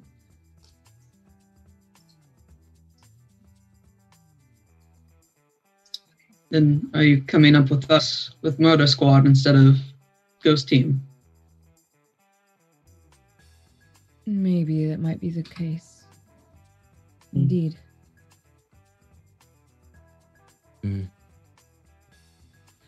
All right. Well, Arctic, just Cobalt, y'all might want to go with Bishop. Back them up. sure. We got it. So what's happening now? From my understanding, Bishop is going to Otto's first Okay. and searching, see what you can get there, while the rest of the team is going to go and start getting set up at the Institute proper. Okay. Sounds good. And we're sending the rooks with Bishop? Yeah. Yeah. Okay, yeah. So All right. So Sorry. that is funny. yeah, I just That's got funny. it. Okay. There are two layers to why that's funny. So we can start with Bishop and the Rooks. It is, especially with Arctic with you, it is not difficult to pick the lock on this apartment door. And as you step in, it's not dirty. It's just organized chaos. You get the sense that Otto's probably knew what was in every pile of junk all around this apartment. And there's a clear path to walk through, but you're immediately hit with the stench of rot and decay as the door opens. And you see Cobalt sort of holds an arm up to his nose and he goes, "Holy shit. Yeah, How I'm is- doing the same. How has nobody reported this?" I guess he lives alone. Sake. And you all press into the room. Bishop, go ahead and roll for me. We're gonna call this one study. Okay, I have that one. Good. And it's -1 right now still? Minus Or one is die. this... Well, no, do I -1 the score because we're at the disadvantage still? No, or is... you subtract a die from your pool. Oh, okay. I will... Oh, wait, no, then I would just take the lower one instead of the higher one that I rolled. Yes, okay, so I got a 3. Okay. So with a 3, you're searching through this stuff and you find a couple of things that are relevant to why you're here. Like an employee ID number, a couple of pay stubs and things like that, but no. Arctic and Cobalt are with you, and they're the ones who know what the box is. And after they finish casing the place as well, they're like, I don't see one. Actually, I'm gonna make a roll for Arctic real quick. This is 1 die because y'all are at a disadvantaged position. Luckily, Arctic coming in clutch with the 4.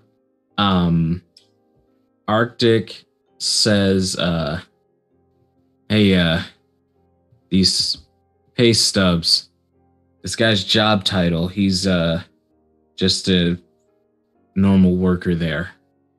He's not like a floor manager or anything like that. I don't think he would have had high enough clearance to carry around a box that lets him get into any room he wants. Yeah, that checks out. How does it look like he died? Like, is there any visible wound on the body? You can make me a study or a survey check.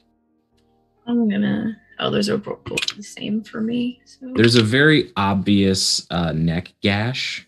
I'll say that you Okay, notice so without. I have a 4 otherwise. Okay, with a 4, it looks like a very. I'm trying to keep this description as inexplicit as possible. The wound looks jagged. It does not look like a clean blade cut. Ugh. Okay. So, definitely foul play of some kind. I guess to be investigated after we get our shit done. I will survey the rooks who have come with me. Do you think we should slip a kid a few coins to tell the cops that they smelled something weird outside the house? Get it cleaned up? I mean, yeah, may as well. No reason not to. All right, so on my way back to meet everybody else, if I see like a teenager walking by, I'll do the equivalent of slipping them a 20 and tell them to report something has gone wrong at this address. Okay. Easy enough to handle. Goes off without a hitch, and you do find someone that is willing and capable of doing so. Meanwhile, you all are setting up outside of the research institute. What's that look like?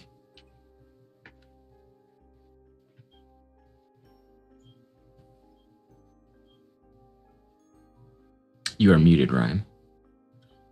We're at the back, right? Where we're planning on climbing up. Okay. Cola's gonna pull out his gear. It's kind of, it looks like a one-person harness. Okay. That you usually wouldn't have noticed. Gotcha.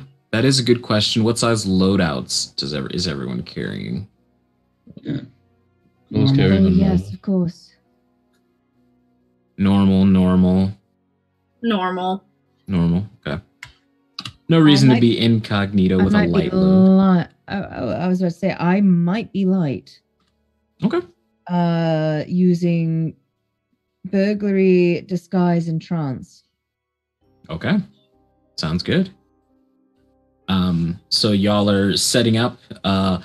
As you look in this sort of backyard-ish area, there is still that like the fake grass, turf, and the 2 double doors that lead down, and those 3 windows, none of them appear to have changed. The runoff pipe that feeds into the auxiliary house next to the Research Institute is coming out of what would be the 4th floor window. There's essentially like a little hole that it's coming out of that's right next to the 4th floor window. Yeah.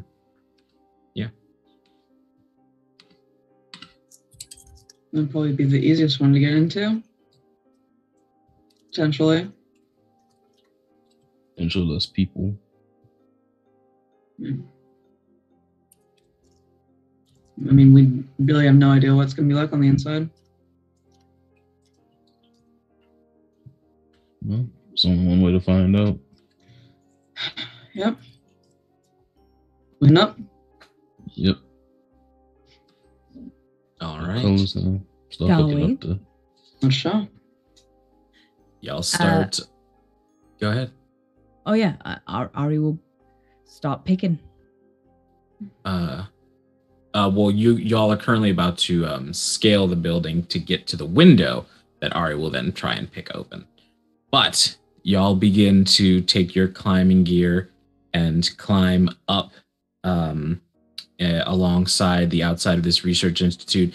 And as a reminder, the research institute is positioned so that is up against a slope. There is, of course, the bit of backyard that exists within the fence, but if you were pushed, you got a long drop behind you. So you all are tethered together. I mean, you know, standard procedures to keep yourself safe while doing this. And you start scaling up to where the 4th floor would be. Ari, For that lockpick roll, go ahead and roll me. I believe lockpicking is finesse. And remember, you're subtracting 1 die from your pool since y'all are in a disadvantaged position. All right, that will take that down to a 4. Okay. So with a 4, it takes you a minute, and you even have to stop for a second because you see the silhouette of someone. You don't know if they walked directly past the window or whatever. You just see a change in light and immediately lean to the side. But eventually you do manage to get it to click and begin to slide it up and open. Who is the first person to enter? I'm going first. Okay. So, Cull, you pull yourself in first. I need you to make me a survey check. Actually, you can roll with whichever is higher for you if there's a difference. Do survey or hunt. There's 1 die for hunt. Okay. So what would I roll it as if I had no die? Correct. So if you have none, you roll 2 and then take the lower. Yeah.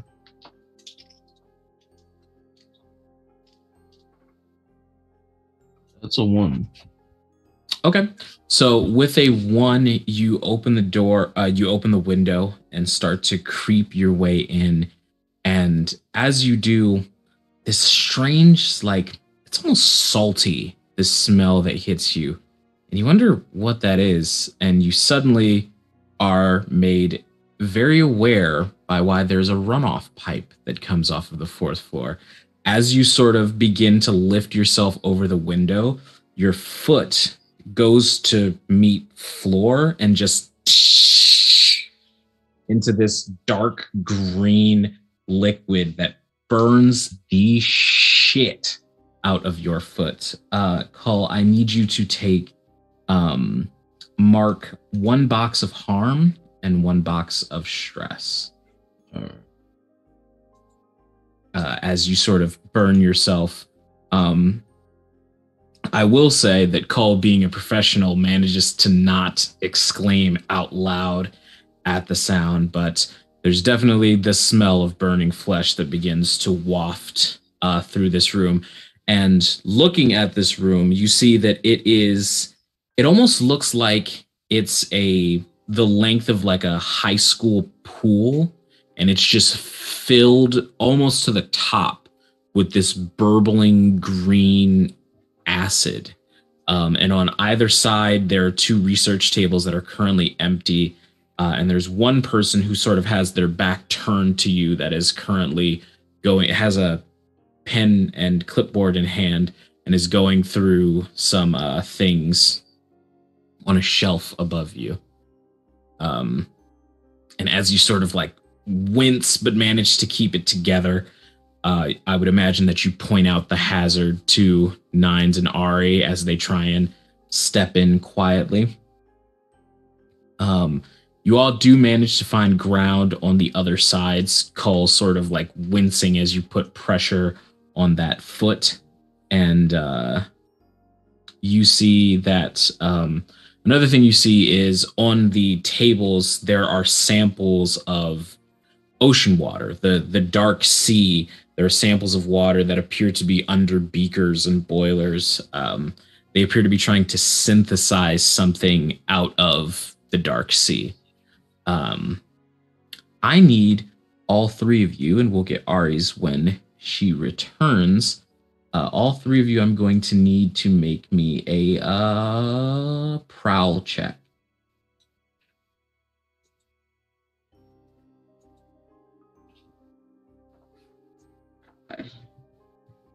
Five, okay.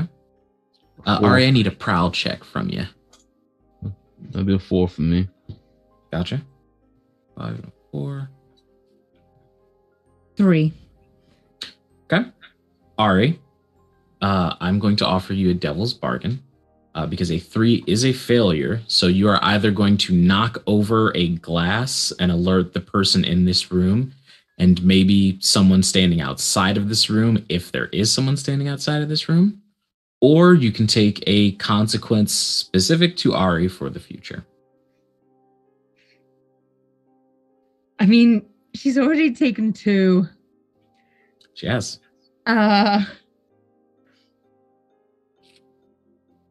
Oh, screw it. Let's go 3. Let's get Okay. halfway to a double 6. Let's go. All right. So as you step in, Ari, you put your foot down, trying to avoid this pool of burbling acid, and you just reach out instinctively for a handhold and knock a beaker off the table, and it shatters against the ground. And the person immediately, they whip around and look at the three of you and go, "What are you doing in here?" What do you all do? And Ari will blow her trance powder. You see instinctively Ari just takes 2 large catwalk style strides over to this person and blows this pinkish powder into their face. Is there a roll associated that I would have to do for them? I don't believe so. I believe trance powder just... Okay. I do believe that they have a cooldown though. Like once they... I mean, I could also use trust in... Oh no, because I don't have a relationship with them. Yeah, I think it's literally just trance powder. They should believe me until it wears off, and then they know they've definitely had trance powder used on them. Sounds good. So you see he starts to say, "What is happening?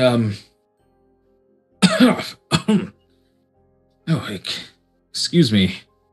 I didn't realize you're having visitors." A private tour, if you will.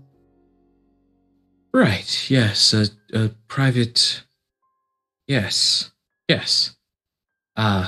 Well, this is the current research and development department that is trying to synthesize and perhaps one day cure the Black Sea. Where should we...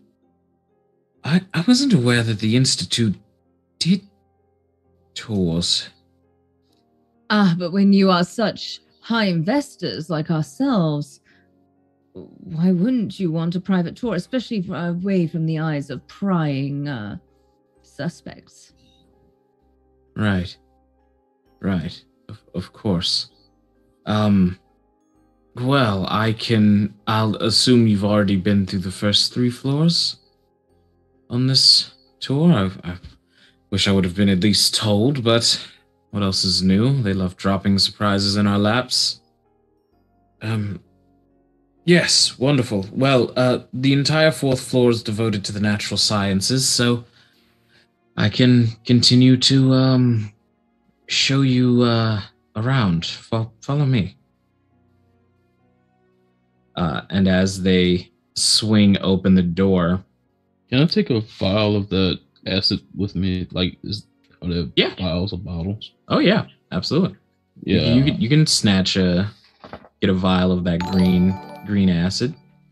As you step out and into the hallway, you see a familiar woman, the blonde-haired woman that you've seen multiple times that works here, talking to this very tall person in this heavy black armor with a yellow visor. And you hear the woman go, Agent Texas, I assure you that the additional security is not necessary, especially not on the I mean, who's going to break in and steal our secrets on natural resources and developments? And you hear the voice come through and say, well, luckily, we don't pay you to detail security, Professor. That's my job. My detail will continue its entire building-wide sweeps, just to make sure. The director's nervous, and if that happens, it's for a reason. And you see she sort of turns and walks away from you all. The blonde-haired woman, however, turns and walks towards you all.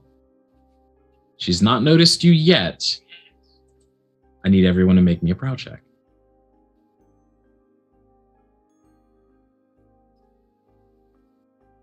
Six. Nice. What check? Prowl. 4. What'd you get? Got a 4. Got a 4. Okay. 2 4s and a 6. All right. So you manage, Ari, you are sort of in front because you're being led by this person under your trance powder. And as you see the doctor start walking towards you, you just stick out both of your hands and push Nines and Cole backwards, just like back into the room.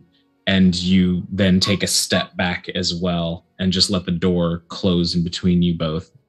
And you hear a muffled conversation of, Gerard, what are you doing? Are you on your lunch break? And you hear the voice go, Perhaps I was. I can't rightly remember. And you hear the woman sigh and say, well, we don't need more people losing control of their faculties. There's plenty enough of that going on already. You sound tired, but take your break, hydrate, rest for a bit. Your research will still be there when you return. And you hear Gerard sort of like hazily go, yes, thank you. Thank you, Allison. Right. And he sort of like walks away, and you hear the woman continue off walking as well. And y'all manage to narrowly avoid her gaze. Bishop. It's around this point that you, Cobalt, and Arctic have returned to the tower proper. When you go toward the back to begin making your way down into the basement, Genevieve is there waiting, and you do see that the 4th floor window has a handprint on the windowsill that you can see from this angle, so you're fairly certain that the rest of your team is already inside.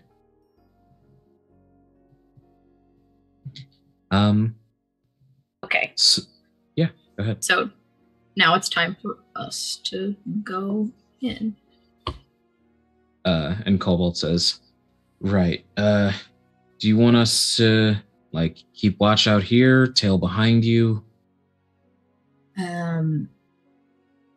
We also, we don't have to stick together. If you want one of us to be a lookout and one of us go with you. Yeah, that sounds like the best idea. Okay. Bishop, remind me, we're all in like the uniforms, right? Yes. Yeah. All right. Whoever stays out here, just pretend like you're on your smoke break or something. Sounds good. Bishop, do you want the better rolling rook to be with you or on look?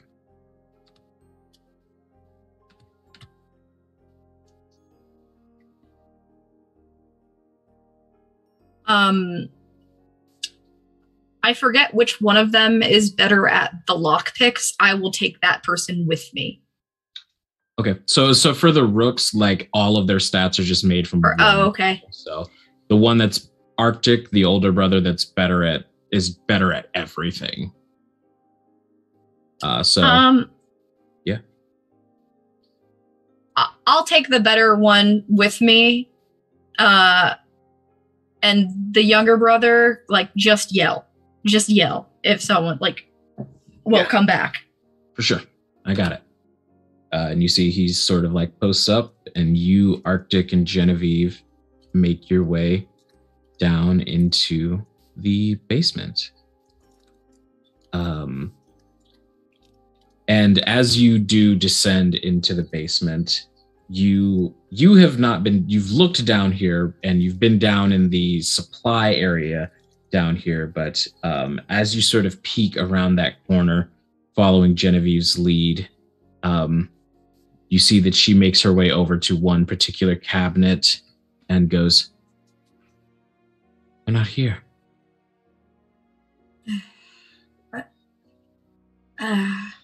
Well, do you know where they are? I don't know. They must have moved it when they noticed one was missing.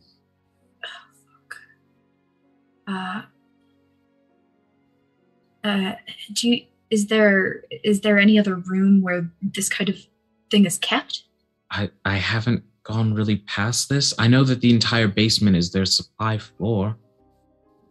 So you think it might still be down here?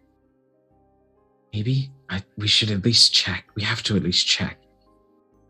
Okay, we'll check. All right. Bishop, go ahead and make me a prowl check, and Arctic will do so as well. Genevieve doesn't need to make a prowl check because she's a ghost. Okay. Fucking Great. show off. Arctic got a 6, and I'll say that the 6 can compensate for your minor slip-ups of Arctic just like catching you before certain doors that would creak open, and he produces this small bottle of oil that he keeps on his side satchel and greases it before quietly letting the door swing open. And you open up into this very rough cobblestoned area, and there are a lot of things down here. There are barrels, there are books, there's a sword. There's so many things like staggered up and presented in various areas. It almost looks like, well, you didn't go into the museum, but for the sake of the players and the audience's description, it almost looks like the setup of the museum. There are various artifacts that are sort of positioned in different places. But by far, the most notable thing is the sort of centerpiece of a chess cabinet that's in the center of a table. And as you approach it, Genevieve sort of says, "Oh, okay, this is it." And while Genevieve is focused on that, you and Arctic's eye are drawn to the. Hold on, let me get a count. Let me get a count. So sorry, I have so many notes. There's so many tabs open. I apologize. I'm making this quickly as I can.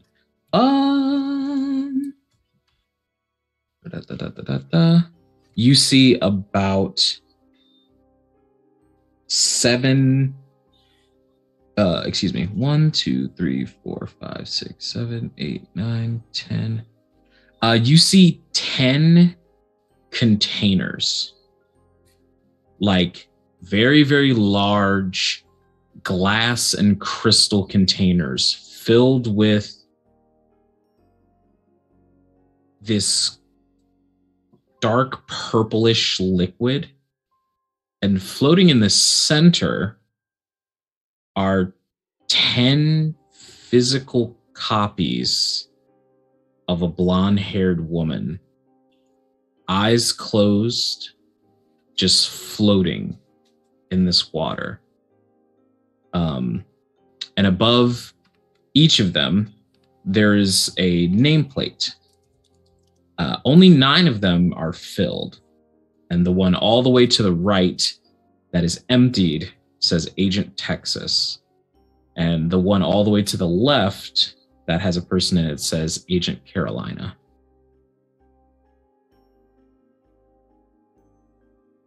Do I even know what the U.S. states are? You don't recognize these names, no. Huh.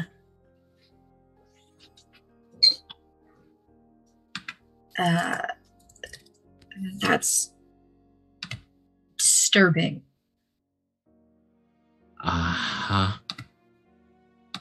Hey, we got the things, right? Let's get the fuck out of here. Should we do something about this? Do you know what those things are? No. Then I would say let's not touch shit. Let's not push our fucking luck here. All right, let's get this cabinet open and get our shit and go. All right. Go ahead and make me a lovely little finesse check to try and get this cabinet open. Okay.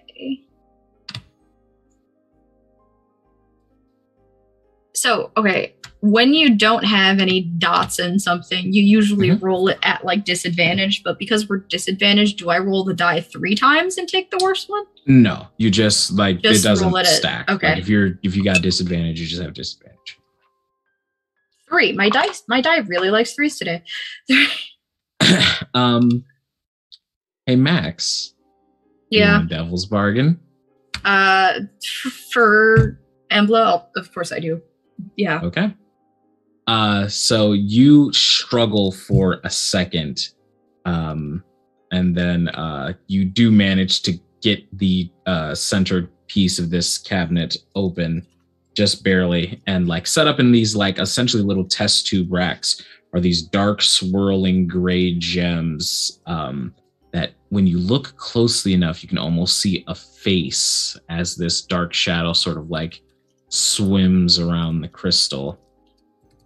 And Genevieve immediately says, "Listen, I told you I would come back. Yes, she's fine, and she's not with me.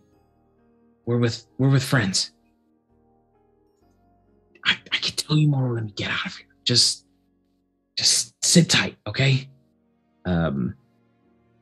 And Bishop, you stick both of the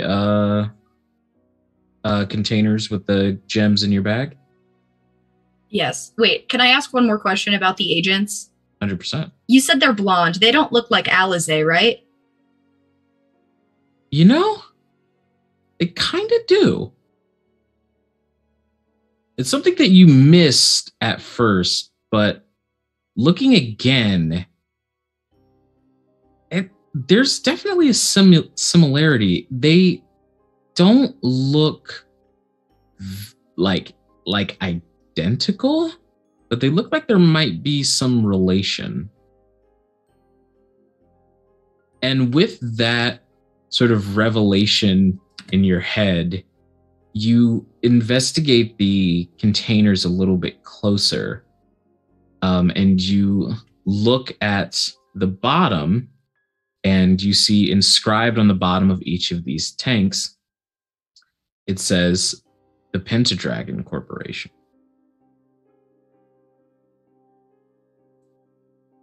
I thought she was nice. We gotta go. Oh, please, stick around, why don't you? And you turn and you see, darkening the door, sniper rifle in hand, Alizé Pentadragon. I draw my pistol. She fires a round directly into Arctic's chest, and he topples backwards, just shocked, and blood sprays out. And she goes, "I'll be honest, I was kind of hoping you chose the hard way." And that's where we're going to end tonight's episode of Blue Ghosts. Fun, fun, fun. Isn't that just grand? Isn't that just a good old time? Didn't everyone have just the most fun? Good, I'm glad we all agree. I have been your lovely GM. Thank you, Raiders, for joining us for the end of this episode. We're ramping up towards the finales of stuff, y'all. We're getting everything in place. There are not too many more episodes left on the first season of Blue Ghosts. But before we get into all of that, we have outros to do in reverse order, no less, starting with Nines. Oh God, I have to go first over that. Oh yeah. Hello, I've been Becca. I've been playing Nines. When I am not here, you can find me on most social media as Cool Armadillo, either with a 0 as the final O or not.